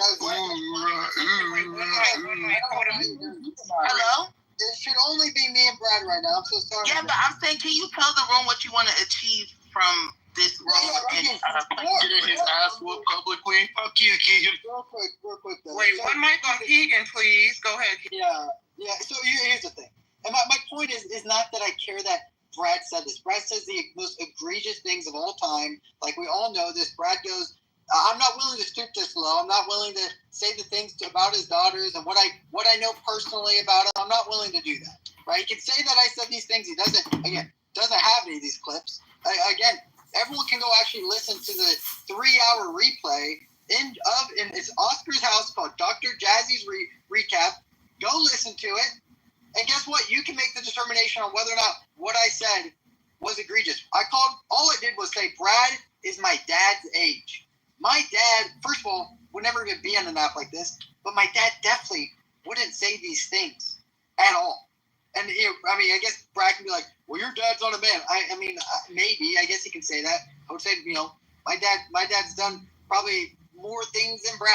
It doesn't matter. It doesn't even matter. It's just weird that this is my dad's age and I'm talking to him about this.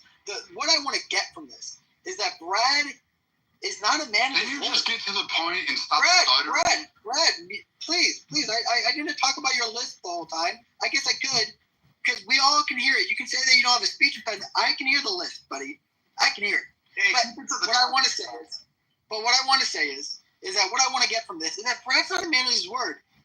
Until we heard the clip, Brad wouldn't say that he did say that he wanted to have sex with my daughter when she turns 18. He said that, no, I wanted her to be on OnlyFans. Well, now you're changing it, and now you know that he did say that. And it doesn't matter about the context in it. You've been lying about that for the last day. And then the second thing is that, again, he's not a man of his word. He has multiple. Number one is that he says that he's now. You're stuttering, bro. Get your facts. KK. Mods, if another person gets on mic, drop them down to the goo. Yeah. What are we doing? All right, guys. Shut up. Call my name. All right, we're open in the room now. Fuck. You would rather a crash out. Let's have a crash out. Because we've all established the debate's fucking done. You look retarded, dude. That's about it. Okay, guys. Hopefully Hold win on a one. second. So I'm gonna. Okay, look. I have people over. I'm just casually listening now. I'm just gonna start. I have my eyes on several people. Okay, we don't need the ankle biters. We do not need the people giving in their 2 fucking cents. We don't care. Literally, nobody wants to. Just shut your fucking mouths and let Keegan and Brad go back and forth, and that's that. Pepe, just like you're a man of your word, Brad. You don't pay your bets. You lie about what you say. Will you now say that you said that you were going to bang my daughter? Hold on, Brad. Stand down. 2 things I want from Brad is for Brad to confirm whether or not he truly did say. Sure, I'm definitely now, even more so, I am definitely going to help produce it. I'm sure there's a bunch of guys on here that will gladly help me crowdfund this to make sure that your daughter has the best when she is of age. She will have the best porn production. Really, shut the fuck up, Brad. Fuck you. Guys, I don't want to move anybody to the audience. I don't want to move anybody because I understand that everybody has grievances, but if y'all talk over the main attractions, we're going to have to move people down. And I really don't want to do that because I understand everybody has something to say. But if anybody interrupts Brad and Keegan, we're going to have to. Who is that? Hold your peace. Bradley. Keegan, I told you, I'm not going to let you suck me off. I promise you, there's not going to be a tap in the back of the head. So, I'm bored already. Anything else you have, dude? Like, you talk about all the shit you want to. You say that you're a man of your word, but you win the back. Why not back in your crying? Okay, wait. Are you gentlemen trying to reach a resolution? Like, no, I don't. I'm going to just let him go. They're trying to get a reach around. What I want to know is whether or not Brad. Hold on. With the stuttering fucking idiot with the. Brad is a troll, just as I am. Like you said, we need to acknowledge this. So again, we're gonna sit here and listen to Keegan cry his entire time while he's going. Be a man of your word. We'll do another fun room. Keegan have his like fucking whatever you want to go win or whatever poll he's got. He's like sliding up and down on, but that's about it. I mean, Keegan, you got packed up like, 15 times today? You lose. I'm sorry you're not man enough to stand next to me. You can't even sit in my fucking shadow. You are. Brad, you're not a man. Brad, that's the thing. I'll have that one right now. Since it's your fucking. I'll tell you right now, I hope I don't look like you. I think God, you're not my dad. I can't believe you have daughters my age. Can we leave the babies out of the war? Can we leave the children out of the clubhouse sparring? Keegan? Yeah, listen, at the end of the day, it's just that I want people who are not trolls, who take themselves serious on this app. I say, no one 5 rooms on this app, and everyone wants to act like they're so serious. When we're all trolls, we all joke around. But Brad, for some reason, says, I'm a man of my... You have no good morals. You yell at me for being racist. I got a clip of Brad saying the N-word Hard R. Guess what? No one has a clip of me saying that. No one has a clip. I'm the most racist man on this app, allegedly, but no one has a clip of me saying the N-word. Guess what I have? Another clip of Brad saying the N-word. Everyone, like, this is what I'm talking about. This is so dumb that Brad wants to act like a serious man, call me out for being a man of God because I troll, and then again he has nothing to stand on. He has nothing to stand on. Well, so let me say this. Oh, sorry. Yeah, Keegan, what we're not going to do is you're not going to sit here and act like you never hosted racist-ass spaces, bro. I've literally sat in those spaces, and the only reason why there's no audio of you is because a person like me doesn't run content no more. Otherwise, I would have ran content on you holding racist spaces. I've literally sat in your spaces, so I think it's funny. You can host racist spaces, but you want to draw the line when your kid gets talked about. and that's why I stamped fake outrage on this app. Right? Because that's fake. How can you sit here and host spaces about black people being poor, black people being this and that, but then you want to draw the line when your kid gets talked about? Now, I noticed one thing you didn't call out is the fact that you spoke on other people's kids. You spoke on Shachai's kids. You spoke on Jazzy's kids. You spoke on all these other women's kids as well. So how is it that you are the quote-unquote, because you're Christian, right? So am I. So how is it that you are the quote-unquote Jesus Christ of this app, but now all of a sudden, you know, when your kid gets talked about, then it's the whole app needs to shut down for Brad? Well, my whole thing is this, man. As men, you talking about as a man that doesn't stand on business. Well, I think it's kind of cool for you to be a father, get your kid talked about, and you don't want to go stand on business behind your child. I think you making a room on Clubhouse talking about how a man, you're going to show your child that you're really a man. See, you showing your child that, oh, hey, if someone talks about you, get on the internet and trauma dump and bleed about it. That's not. I'm not mad that he said that. That's not the point. My point is that he's now lying that he said that. My point is that he's lying about that he doesn't owe someone $1,000. My point is that he says he's a man of his word, but he won't even own up to what he says, right? I own up to what I say. I've said things about people's kids. I've said. And guess what though? And he would rather, instead of acknowledging what he said was wrong, say, nah, I would rather not talk about it and say something else. Say, nah, I would rather not talk about it and say something else. And that's the point, Craig, is that you got what everybody should be doing? No, this one time black people, I said black people like to say stand on business. Craig just said, I said black people like to say stand on business. Craig just said stand on business. Yep, and the replays is on, so I'm glad you said that. Trick bag. We did it, Joe. I said that Brad. I don't even like Kamala Harris, but we did it. Brad says, but Craig, no. What are you gonna do about it, bro? I'm just being real. Who cares if your 2-year-old daughter got talked about? Are you gonna do something about it? No, are you gonna go do something about it? No, you're not. You're going to continue to sit in this room. You're going to continue to gather sympathy. You're not going to do shit about Brad. I'm telling you that. And then you're trying to push a lie, say, oh, he said he's going to fuck a 2-year-old. When literally in the clip, it literally said he's going to fuck your 18-year-old daughter. There's nothing wrong with that. Was in this room. When Brad was in this room, he did not say none of this. But now that Brad's not in the room, now he could try to push a rhetoric lie. Like, and that's why it's just like, bro, come on, man. Like, if you're going to do about it, like, that's all I'm saying. What are you going to do about your daughter getting talked about? We've heard you literally rant for the last hour about your daughter getting talked about. What is next? What is the next point of action? Is it just you complaining? Bro, no, you said it. I don't have an issue with what, I have an issue, of course. I think it was disrespectful and egregious and whatever. My point is that Brad's not a man of his word. Brad doesn't stand on business the way that you say he does. But you didn't stand on business either. I'm not denying anything I've said. You just said that you didn't say nothing. The replays is on. I'm gonna do my own recap. Just know. I'm gonna do my own recap after this, bro. I'm gonna really take this shit to the dark side, and I'm gonna really give the smoke because you're. What I said, and I made sure to say it. No one has a clip of me saying the N-word. Why?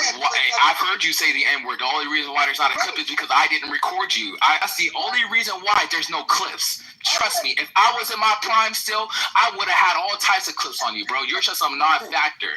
You literally said the N-word. You said racist shit. You've held racist rooms. You've done all of that. So don't sit here and lie and say that you've never done none of that. Yes, you did. Yes, you did. Racist shit, and you literally don't. How much you want to bet you just said that out your mouth? I'll bet $1,000. Okay, all right. Remember that. Yeah. Because remember that. Let's go.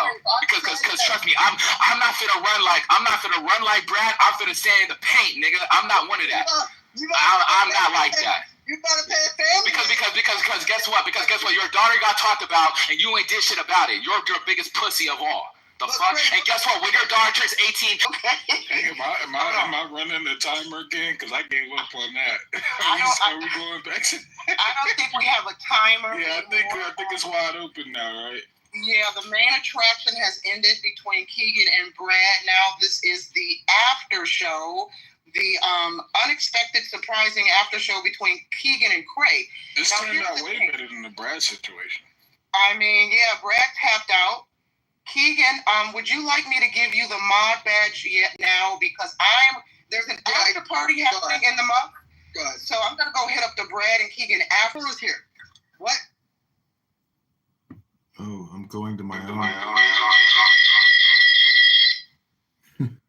It's my after party. I'm going to my own after party. Yeah, but see, that's that shit you talk about, right? Who the fuck is gonna run from a pale-faced faggot like you? You bleach roach? Niggas don't give a fuck about you. You can't even stand in the sun for more than 5 minutes. You pussy-ass light-skinned bitch. I will literally walk up to you and stop the fucking that bitch. He needs a moment. Wait, for the record, I lied. The after party is not in the month, so I would tell you. Sorry. I'm just kind of I'm gonna bring him back up in a moment. He needs a moment. He's big miking. He needs a moment. Craig, I just want to make this clear because I do like a good bet. I want to make this clear. You said that I said that I've never said racist things. I want to make that very, very clear, everyone. Not that I said the N-word, because that's what I said. I said I've never said the N-word. You're never gonna see a clip of me saying the N-word. He says that I said you're never gonna get a clip of me saying something racist. And that's for $1,000, everyone. I'm a married man. I need that money. It would help out my family. I'm a poor white. I need money. I'm a poor white, but Craig can come back up if he wants to come back up. But yeah, I mean, listen, Craig is weirdly Bitch, you're mad because I got your faggot ass up. You're a bitch and I really beat the fucking out you. You already know that shit, nigga. You're not a married man. You're a fucking pussy, nigga. I'll fuck your wife and your daughter, nigga. You ain't finna do shit. You're a pussy as fuck. You're a bitch. And who the fuck is afraid of you? Nobody. I'm gonna give you my role, nigga. Wait, Keegan. No, so here's what it is. I'm gonna 4211 Seabreeze Drive, Decatur, California. Decatur, nigga, please pull up. I'm gonna stand your ground state, and I'm a fucking heavy. I will smoke you and your wife in front of your daughter, nigga. You're completely pussy, nigga.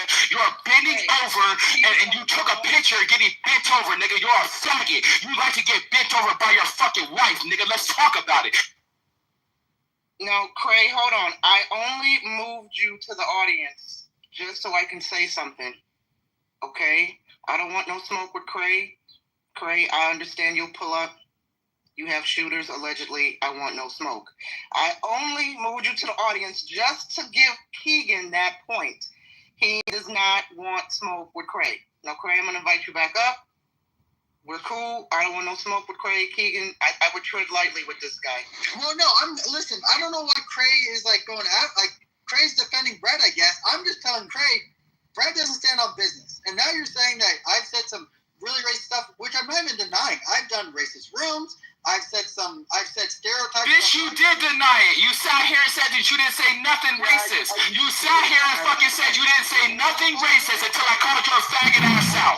Don't say shit. I don't give a fuck, nigga. Fuck you and your wife. I'm gonna take that $1,000 and I'm gonna fuck your wife with it. See, this is what I'm talking about. You ran room talking about how white supremacy was so beneficial. What the fuck are you begging for $1,000?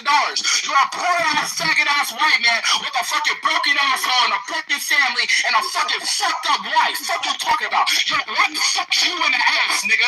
You sit around and watch black men fuck your wife. You're the big fucking cock of all. And like I said, I wanna have you watch me fuck your daughter when that bitch turns 18. I'm telling you this right now. You're not gonna do shit with me. All you're gonna do is fucking cry like a bitch. You've been crying about Brad. Oh, Brad talked about my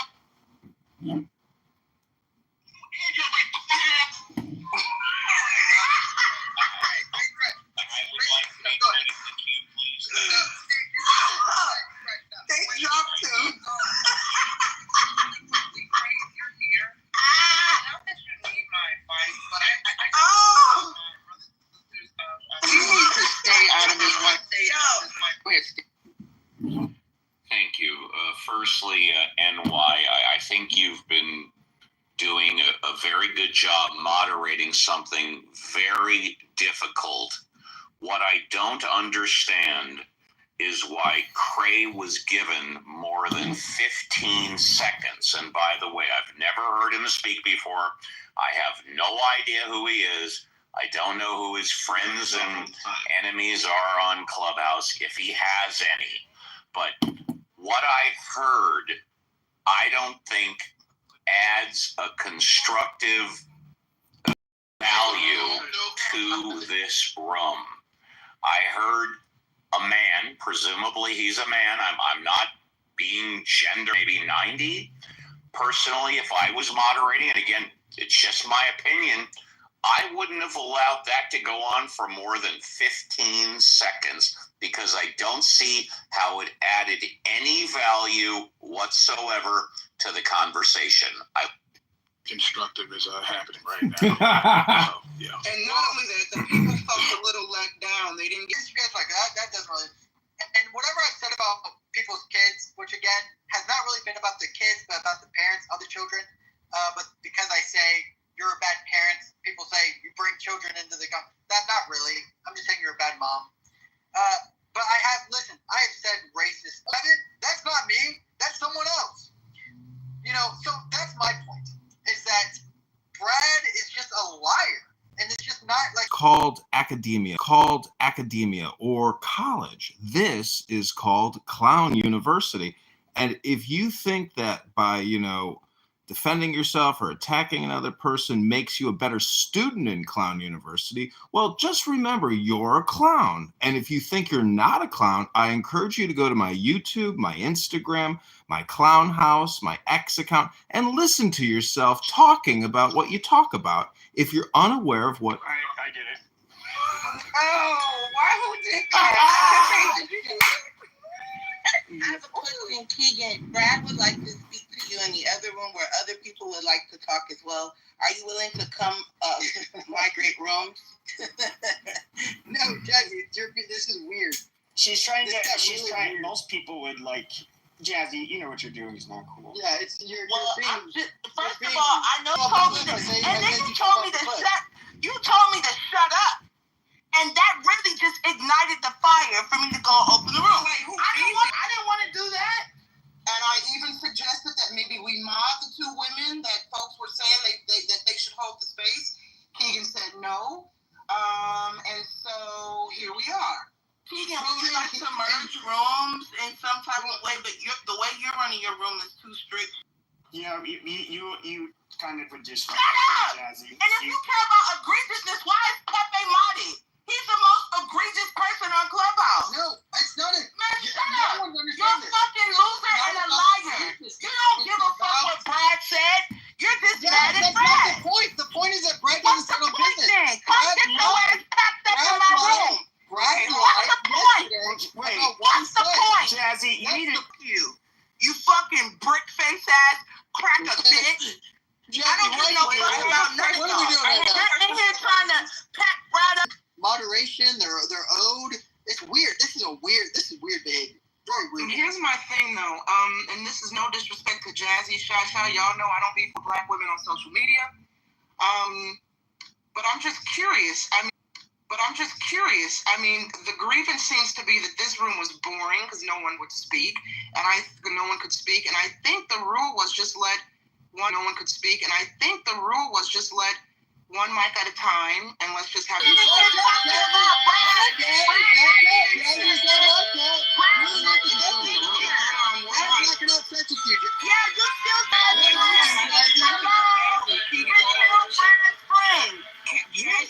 Mission not complete. What were you trying to do? I don't know if I should call you Miss Brown Sugar or Jazzy. They take this Jazzy. Brad left the room. He left this space. He said he was done. So I'm asking, what the fuck is Keegan still doing talking about a man that's done with him? Keegan, autistic ass nigga. What are you doing, Keegan? You Jazzy, when you get in a bad mood, when you get in a bad mood, you do shit like make rooms about people. dumbass nigga. You and Brad Ben said he wanted to fuck your daughter 6 months ago in my room. Brad said he wanted to fuck your daughter. And you said and did nothing about it. Nothing. Now all of a sudden when he pisses you off, no. And then you was mad at Sig, right? You was running around crying about Sig. Oh, Sig's not gonna help me. Sig's not gonna help me. Yeah, because he's a bitch too. Both of you are two bitch ass niggas. Bitch ass niggas. You a bitch. Hold on. You a bitch. Marquise, you a bitch too. Marquise, you a bitch too, nigga. And Sig, fuck you in your room. That's a fact. Aggravating ass nigga. Shut the fuck up. You can never talk to me, Sig. Never, bitch. Wait, I was married to Sig. Oh my God. The room I hosted on Chatter was no anymore. I don't think they care about anybody. I feel like she was got their own Lone Ranger, and everybody got their own truth, and everybody's missing out on the community that we can. And here's where I'm going to disagree with you. I think everybody cares where we. I'm so glad you agree with me, my friend. I'm so glad you agree with me, my friend. Yes.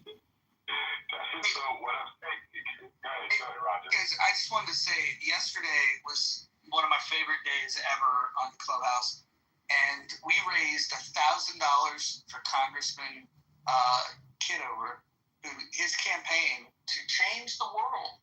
He's going to change the world, one election at a time. And we raised $1,000, more money and hire volunteers.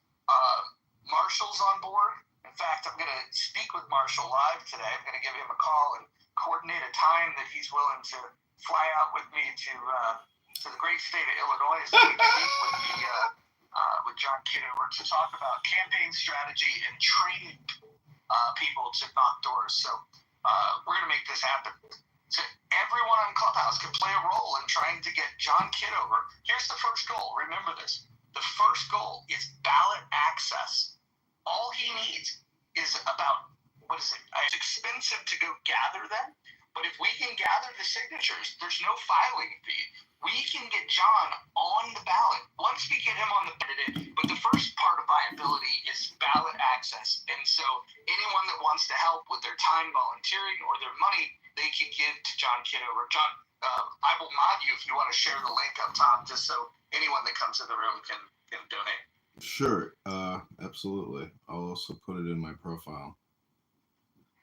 And yeah, that would be amazing if you flew out here. I would be willing to knock on doors with you and host you through. So.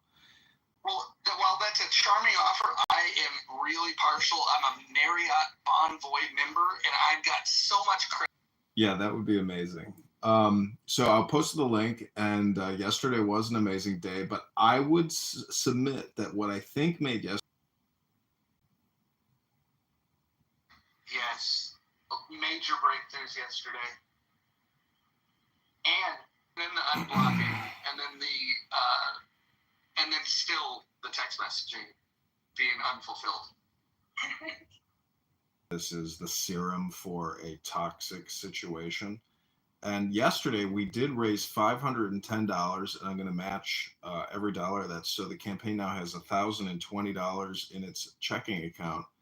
And 3 Craigslist ads have been posted in the top 3 times, getting any responses they normally do. Generally, if you post in the job section on Craigslist, you are inundated with responses. But I'm posting in marketing, advertising, volunteers or independent contractors who are willing to knock on doors, stand outside of grocery stores, create digital content, come on Clownhouse to create a bigger marketplace of ideas and content for the campaign. So I think everybody in this room who submitted yesterday some money, By the way, I have a call coming up later today with Lou Fax, world's famous Lou Fax, about doing an interview, and we're going to talk about the details of which platform. Maybe it'll be multi-platform, but he's very excited about the opportunity to interview somebody that's running for Congress.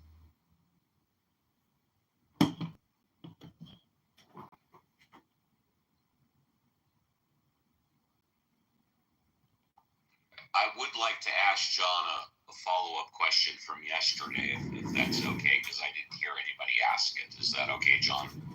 Love what you do, and I have listened to what you do because I'm generally entertained and enjoy your rooms. So I hope there's no bad blood between. A very good idea of what you are all about, and I have the ultimate most respect for Roger, which is why when he asked me publicly, I suggested he contact me privately. But that being said, you haven't been shy throughout the year at least 50 times. I'd like to know now that you're running for Congress if you would like to comment on that fact. Thank you. Sure. So I've expanded my definition of communication from all communication is hypnosis. And I got that from a neurolinguistic programming book that I read from the 80s, where it said in 85 that the Association of Neurolinguistic Programmers, declared that all communication is hypnosis. So the expanded definition, in my opinion, is that all communication is political. All communication is spam. All communication can be propaganda. So I think if you frame communication in the lens of hypnosis, it might take the sting out of some people's toxic attitudes or, demeanor or personality, where it's a reframe. So that's all it is to me, Steve. I don't think that all communication is just hypnosis. It's other things as well.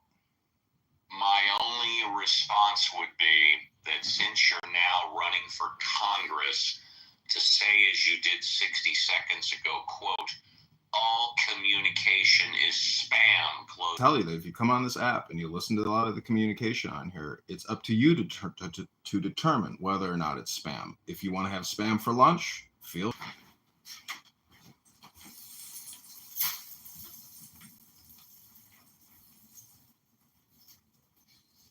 I've been on this app for many years. I've had many, many conversations, and I've visited many, many different types of rooms. And, I found myself in a room once with a bunch of African-American women who were talking about BLM. And I told them, I asked them, what are their priorities? I said, because, your attention and awareness, it needs to be expanded.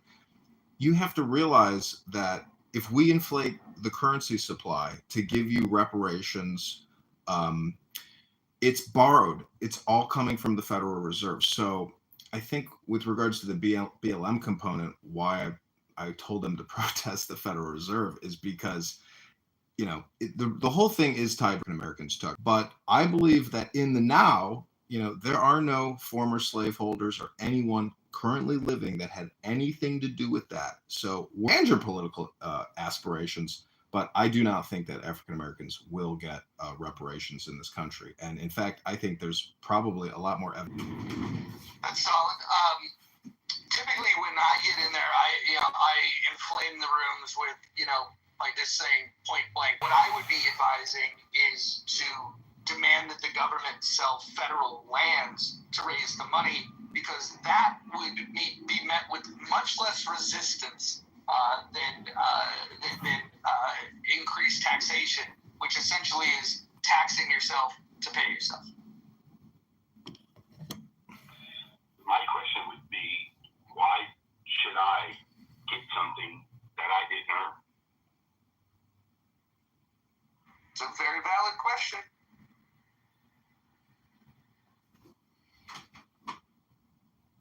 Well, I mean, I've sent invitations to people down in the Goo if you'd like to come up. 1890s, and both of them taught our family very well that they themselves never met a slave, didn't know a slave owner, and that they still made it in America.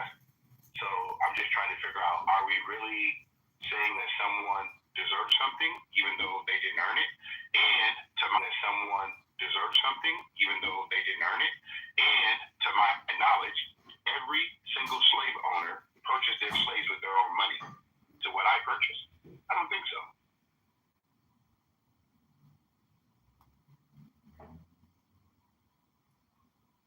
In human history, that another human being did crush another human being. This is on every continent. I mean, America is only 249 years old.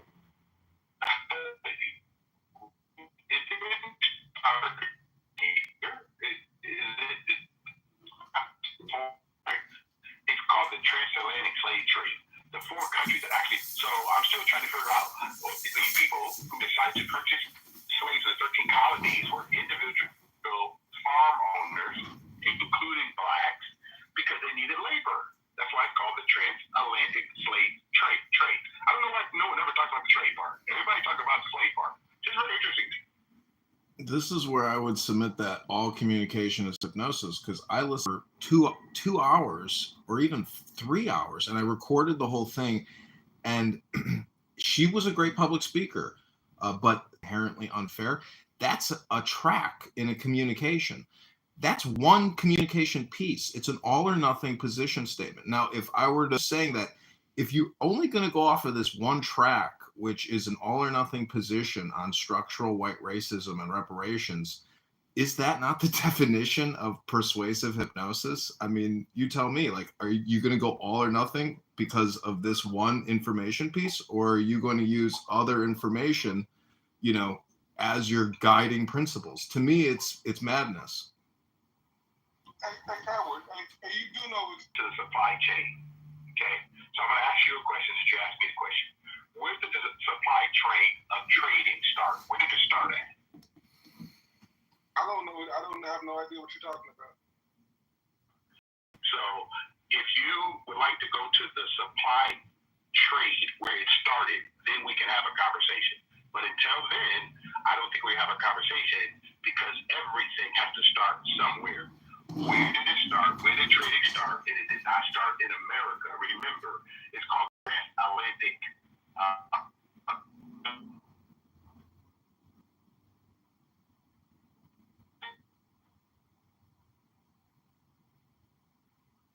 Is that me or him? It's him. Oh, that's called God. That one hit was God. Hakima, I think he's referring to the slave traders or the inventory holders or the capturers in Africa that was selling them to the Portuguese or the English or whoever was, involved in slave hustling.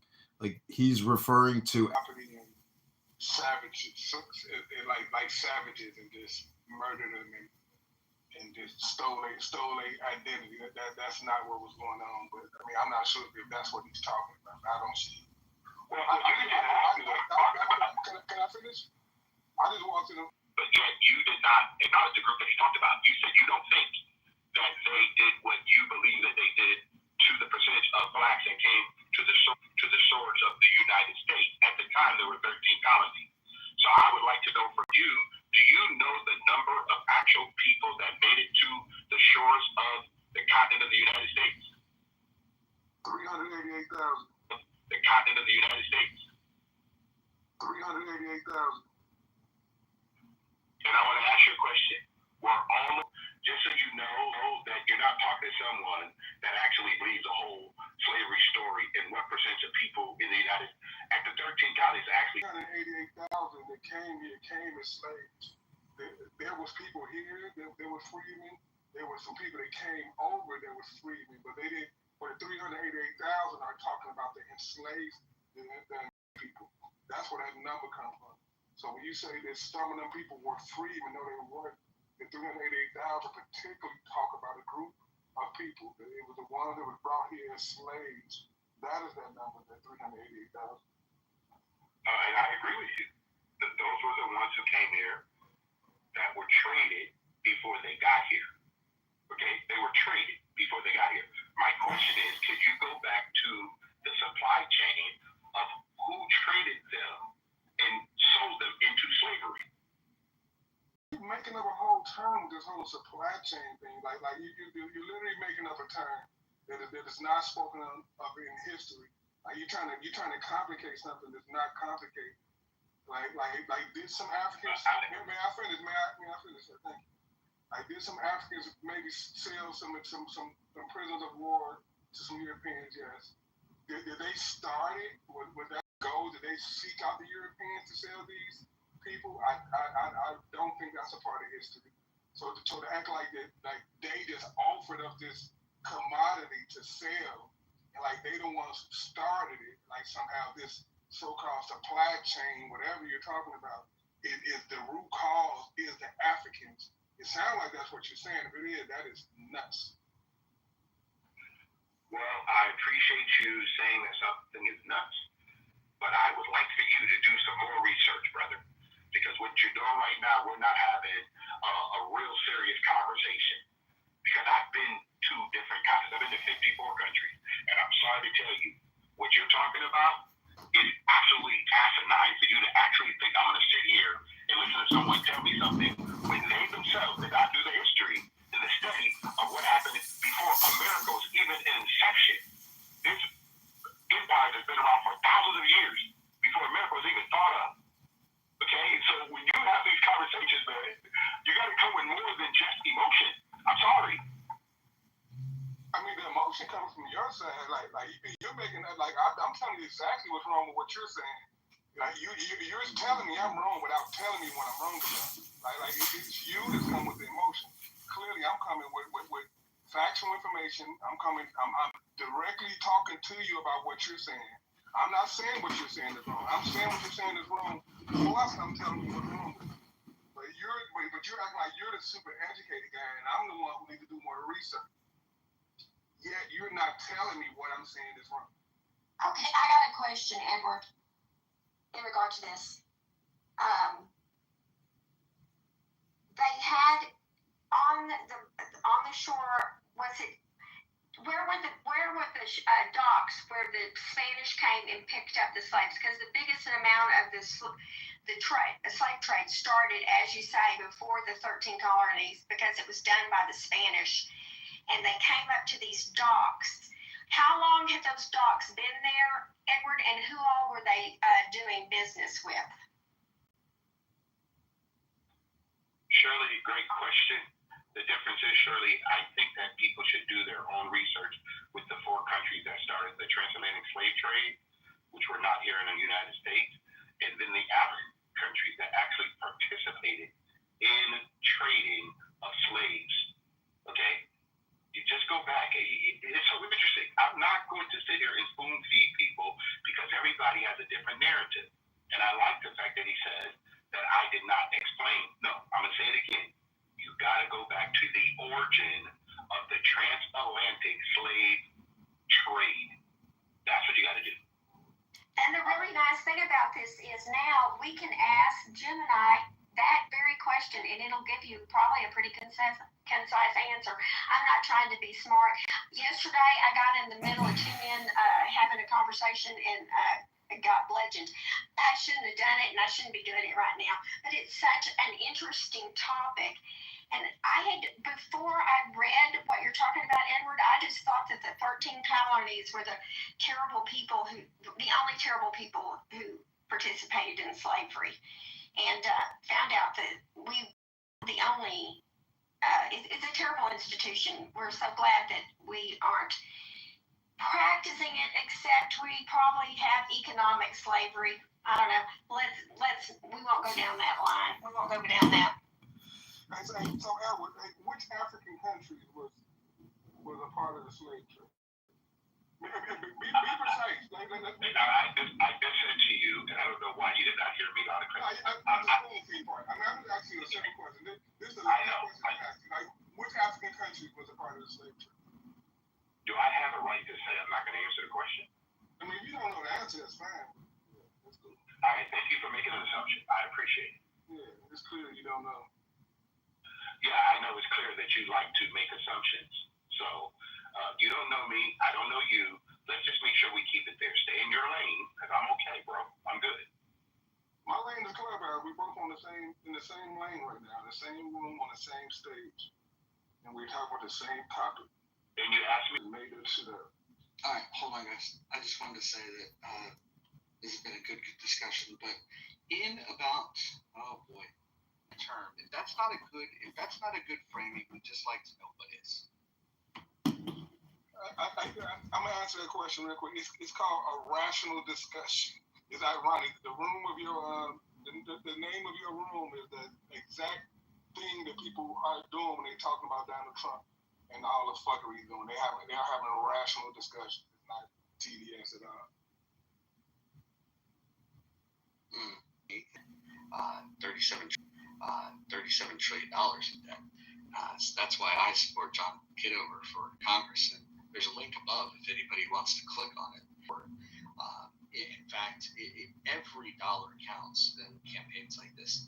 And so if you have $1 to give, if you have... We need people on the ground, and Mojo has volunteered to... We need people on the ground, and Mojo has volunteered to fly out to Chicago, stay at a Marriott, and knock doors with me to get the required... Many of you know me as a joker, a comedian, a troll, a clown, somebody that likes to have fun on this app with you. But, you know, this is a real candle actually show up in the donation reports. So just FYI. But johnforcongress.com is the website, and the antidote link above is the pay more. In the 16th district, the Rhino Republican vaccinologist who has created $20 trillion in debt is probably thinking, oh shit, this guy's actually is completely unsustainable. $1 trillion a year in interest payments on a $37 trillion mortgage. You know, this came out of nowhere in just 20 years. So unless Congress and the Senate and the president and everybody actually starts tightening their belt and saying, you know what, we've had 25 years of war.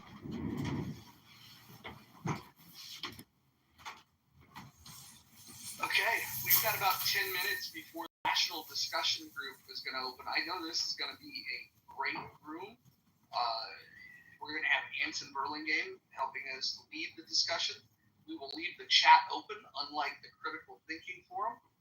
We like to provide a feedback loop. We've seen that keeping the chat open helps to allow more participation in these conversations. The topic today for the rational discussion group is the term TDS, is that an appropriate term to capture the sentiment of progressives? And if not, I think that first of all, congratulations for kicking the shit out of Keegan. I think he's one of the more despicable human beings on the app. So you represented well there. That said, I think that maybe after listening to what you said, Brad, would you like to respond?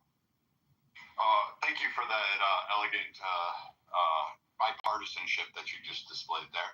And that's fine. I think I said, I did this enough today. I don't know how much more people want. I just wanted to come in and apologize to Nye. She did not need to be caught in the crossfire of that. I don't know why they chose you to mud that room. That was kind of weird. You should have declined it. And I know some people threw some shade at you. I apologize.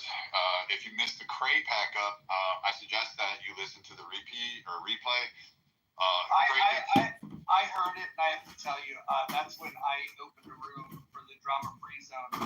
I think that his threats of violence against Keegan are things that shouldn't be said on the side. I think it was coming to that point. There was nothing more to go down. I don't like the white Christian male nationalist. I don't like those types. I can't stand it. If you're in the audience, you're not going to win any favor with me. I think you actually give Christianity a bad name. I think your view of Bible and Christ and God is all bullshit. I think you're pathetic and weak. I think you're simple-minded. I think, honestly, you should have been aborted or at least swallowed at some point. I think this whole white people are overwhelmingly superior. You built cultures, you built societies, you built everything, and have no recognition of history or the varying degrees of people that have been oppressed or take the reins of power. And all of you Nick Fuentes types, you groyper to the reins of power, and all of you Nick Fuentes types, you groyper types, whatever label you want to go by, I think you're all just a bunch of faggots. And you're right, there is a problem with MAGA. It is the Nick Fuentes incel types like Keegan and others, and the groypers and whoever you want to, that have infected it. It's herpes. Offering an apology to Shirley for yesterday. Really? All right. I will apologize, Shirley. You didn't deserve the vehemency in which I attacked you. I would truly withdraw that, and I truly not try to stand in front of me. I think that was a great, sincere comment. Shirley, did you want to reply? Hun, I think that's how it was before you said any of that. I'm not sure everything you said because I'm painting. I love you, Brad. There we go. Bringing people together in the muff. I will say what I've told everybody. Yeah, we got mixed it up a little bit. Brad, if I got in trouble and he was in arm's length of me and he could get me out of a jam, he would lay his life down for me. And I know that, and we just we bumped into each other yesterday. Okay, is that fair assessment, Brad? Yes, ma'am. Yes. To travel into the chat, John actually put the first information in. And reflection, contemplation, meditation, that type of intelligent approach to communication. I appreciate that, John. I actually don't like the sound of my own voice. I don't like listening to me talk. So that's really hard for me to do. I think a lot of people feel the same way I do. We just don't like hearing ourselves in conversations. I don't mind engaging in conversations, but I mean, yeah, you can do people on this app. Like, I really wish more people would put a bigger stance against, like, you know, if you're going to go with a political frame, like the Christian nationalist movement, like, you should be and support them. That's absolutely insane, considering 3/4 of the country was magically fucking Hispanic when the country was finally added with the last 2 states. After the treaty of, what was it, Guatemala or whatever it is, to the Mexican-American War. Like, these talking... reflection of progressive sentiment towards Trump. Hey, Anson, he's about to open up the room. That's going to be the topic. I'm going to go ahead. Mojo, Anson is in the campaign to elect John Kitover. Get it over there now. Let's see if I can find it. I don't And last one now, I just want to say really quickly to Brad. Brad, I heard what you said about me.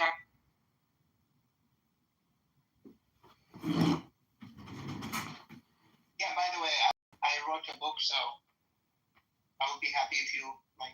You want me to read it? I would be happy to share it with you, so... Okay, yeah. Let's do it. Let's read it. Let's make it into an audiobook. Okay, let me share it. All right, I'm going to go ahead and I'm going to mod up Anson here. We're not going to get started right away. We're going to let people pack in. We will make sure that we start right at 2 o'clock Pacific time and 5 o'clock Eastern. You do the conversion if you live elsewhere, not the world clock. But let me see if I can bring some people up. We'll just have a little... I asked you for 10 sentences. You didn't give them to me. First framing of the question, and then he likes to hear what everybody has to say, and then towards the end he kind of offers his response to things, although he may interject. This is supposed to be interactive. This is not one of the chat to whatever degree you would like. Just be polite and respectful to people. We're going to have this conversation. I love this question, by the way, and I hope you guys are enjoying these rooms. I know that I've been getting a lot of positive feedback for these rooms, and if you have topic suggestions, please back channel me, back channel Anson. We'd love to hear this stuff, but let's just get a little bit of small talk going. We got about 7 minutes before we officially open. Let's hear what's on your mind. I'd like to go just super quickly. Anson, these last few rooms have been very informative and very enjoyable, and I was just going to... Well, I just want to say really quickly, I think this is a great topic. I'm very excited for this discussion, especially to hear the thoughts from people who in the poll that they prefer a different term. I hope for them to offer up a suggestion. If the TDS term is not the proper term, then maybe we can figure out what the proper term is. And I don't think that this conversation is going to be the end of this. I think this is going to be the beginning of talking about the impact that Trump has politically as well as socially, and the way that people now engage with politics because of the beginning of a mature dialogue to bring people together that love, hate, or are indifferent to the guy, to figure out, like, you know, can we have a fair framing of what the critique is? That's my hope, that we're going to start that process. We got about 5 minutes before we really kick things off. Wanted to just welcome everyone. If you want to join the stage, please raise your hand. It's open to everyone that wants to participate politely. So this is great.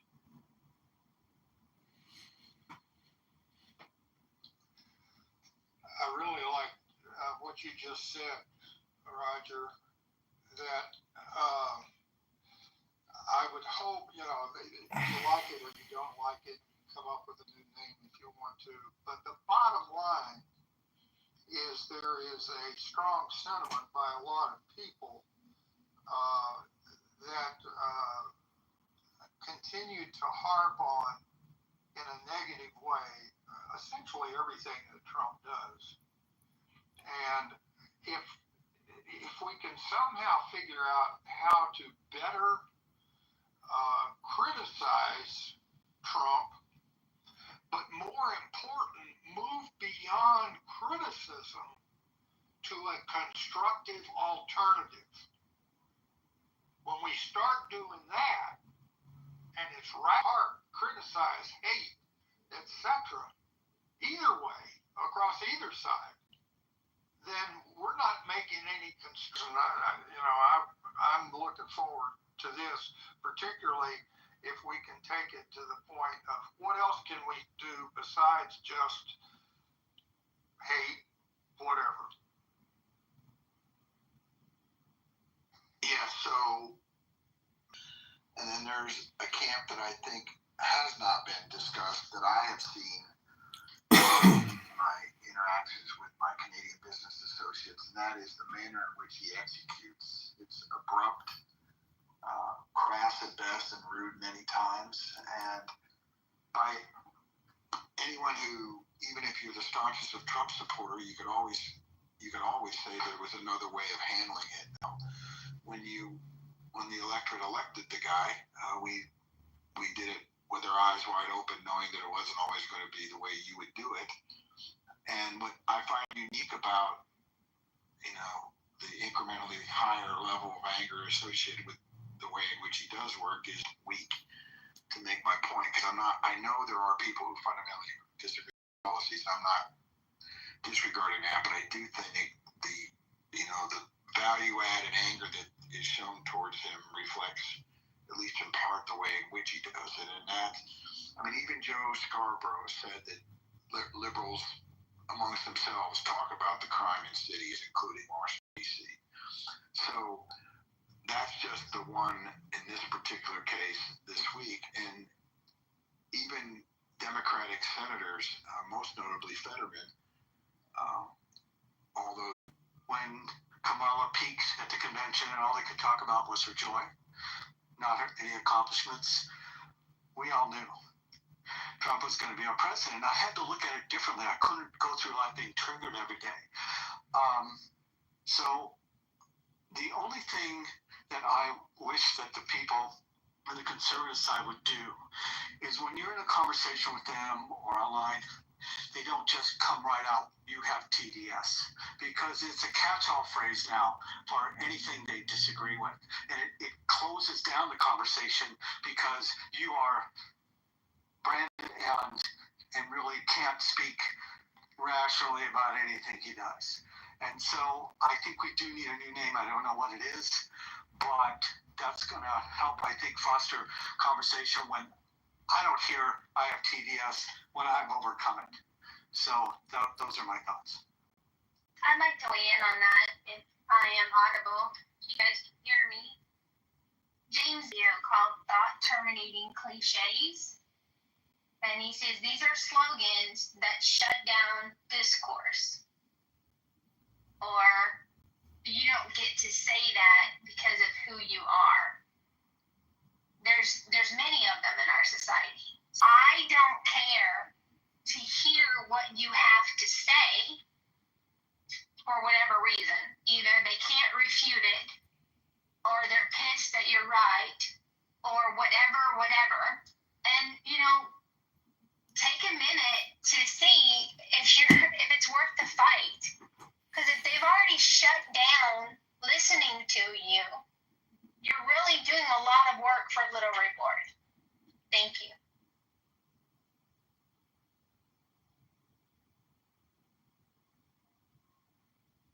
About the better way for us to understand those critiques and maybe get specific, we might find some areas where we agree. It could be helpful. Go ahead, Ans. Well, the reason I picked this topic is one of the reasons that I decided to work with Roger and spend my time in a different room. Is resented by several people in the other room because a syndrome is a mental illness, and there's no way we can diagnose a mental illness on Clubhouse. Trump delusional syndrome. Several occasions, the title of the room was, "Is Trump delusional because?"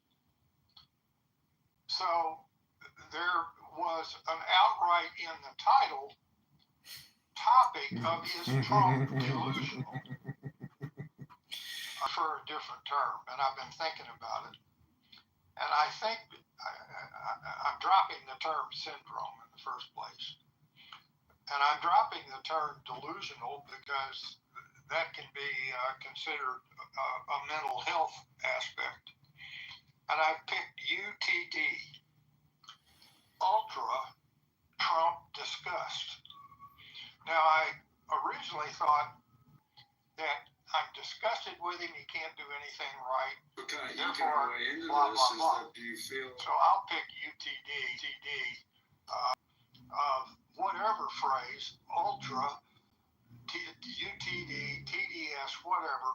I agree with the observation how we can make progress with people that truly,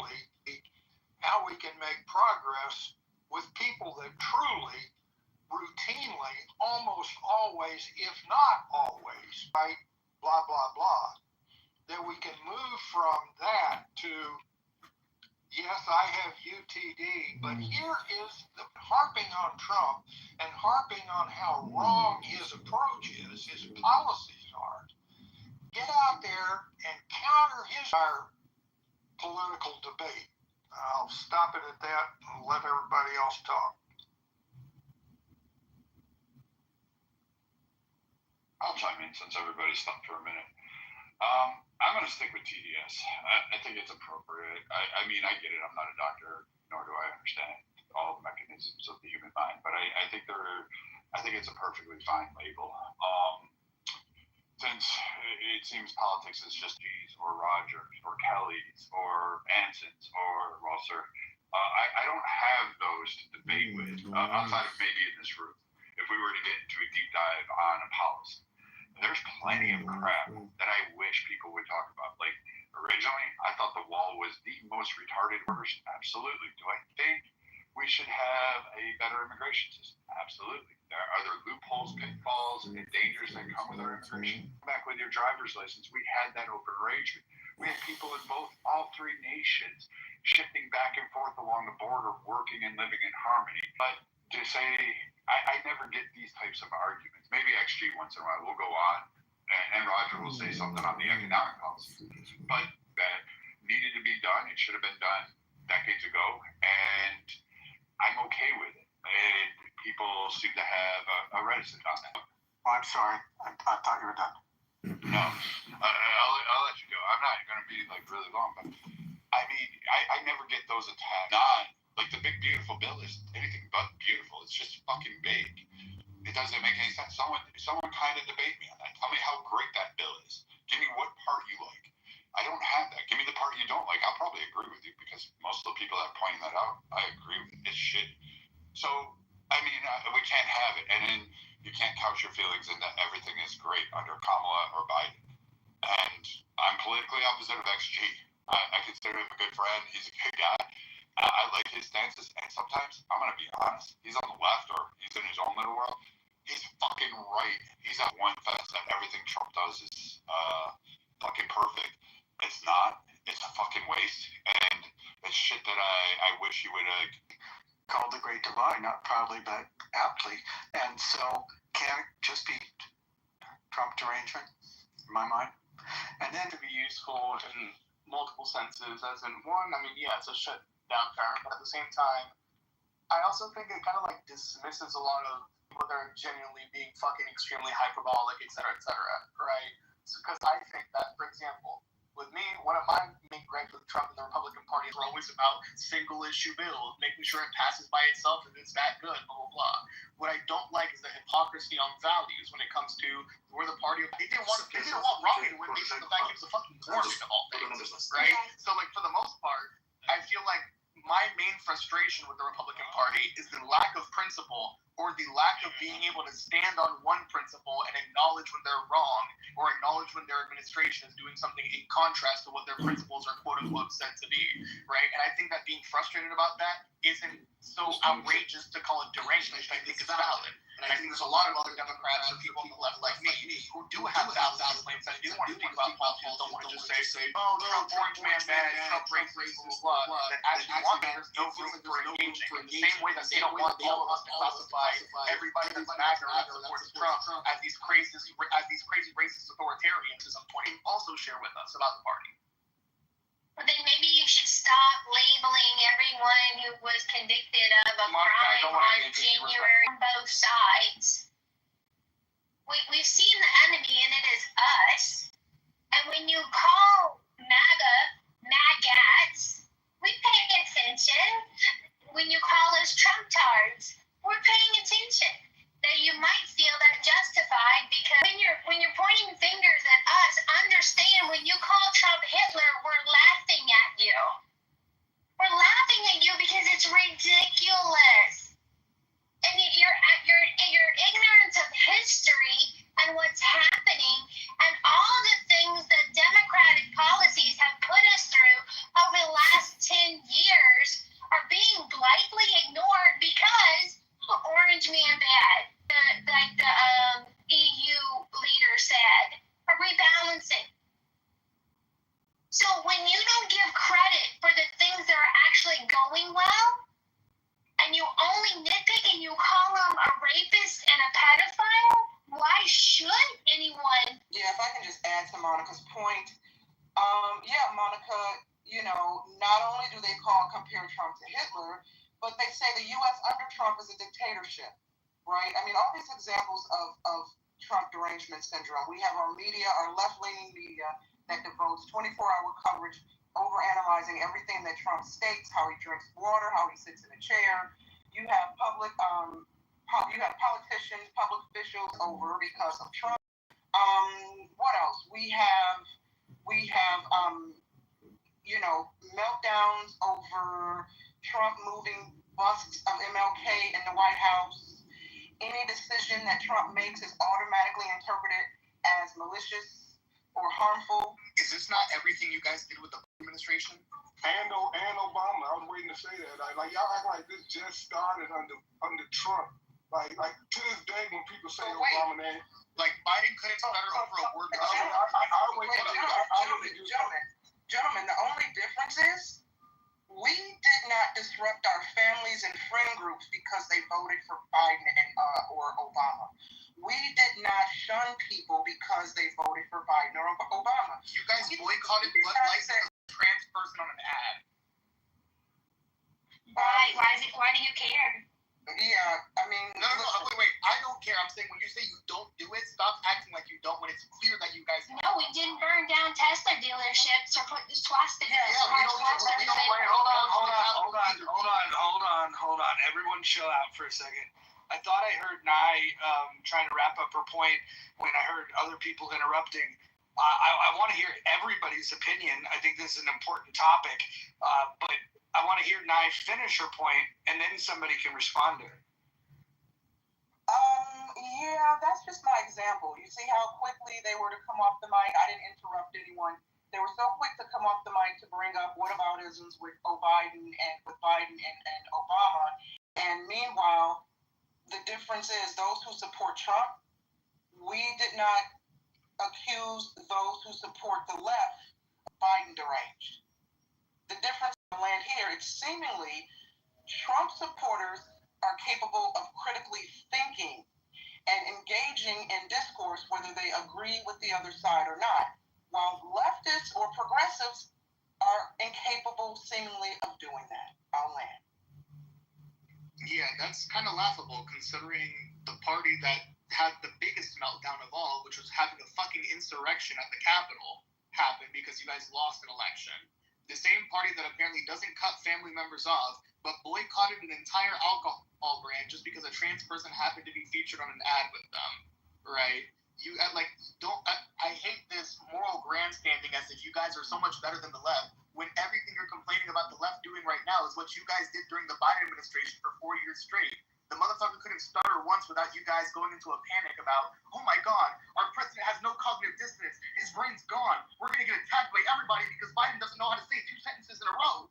Like, you guys were all over that. If we continued onwards, like, if we want to say that TDS is a valid term, then BDS is an equally valid term by the same metric compared to how you guys have treated Biden and still continue to, whenever somebody today brings up an issue with Trump, or whenever somebody today brings up an issue that's happening today, you guys will always go to the past and always be like, but the Biden administration, but the Biden administration, but the Biden administration, even though that motherfucker hasn't been in office for over a year at this point. You guys blame every single one of your problems on Biden and have a derangement as to how he's the greatest threat on earth. And take in mind, you hate the Hitler comparisons, but you guys spoke the same way of Biden. So that's why I'm confused that everything that you're mad about is always what you've also done. Not a complaint as to, oh, the left is doing it, the right is doing it. It's always rules for thee, but not for me. Knock off the profanity, please. Try to keep it clean. Yeah, I think, look, I'm going to jump in real quick. We should try to get back on the topic. I think that would be important. If you guys know me well enough, I have criticism for all of these folks. The thing that I find weird is that you guys, when you argue about this, if you put on a jersey for a particular party, then all of a sudden, specifically around Trump, there seems to be a level of ostracizing that's happening in society that I've never experienced. I've heard people, make critiques of like, oh, that's my conservative friend, and then they would joke about it. During the Bush term, Bush was vilified, but you could still have family. I just want to point out that, unless you want to go back to Reagan getting shot or go back to Kennedy, keep in mind that the political apparatus in this country wanted Trump to not be on the ballot. They wanted to forego democracy. They didn't like him so much. They also wanted to throw him in jail. They wanted to weaponize the justice system against him. And then finally, when that didn't work, there was attempts to take his life. I think that things have gotten super polarized, and with the conversation in this room, does the term TDS best describe progressive sentiment? I'm seeing a mixed bag of people that are supportive and critical of Trump that can find themselves on either side of whether or not they like this term or they dislike this term. I'm wondering, what would be I'd love to hear from somebody that's a progressive. What would you describe this sentiment that the progressives have towards Trump that seems to be that no.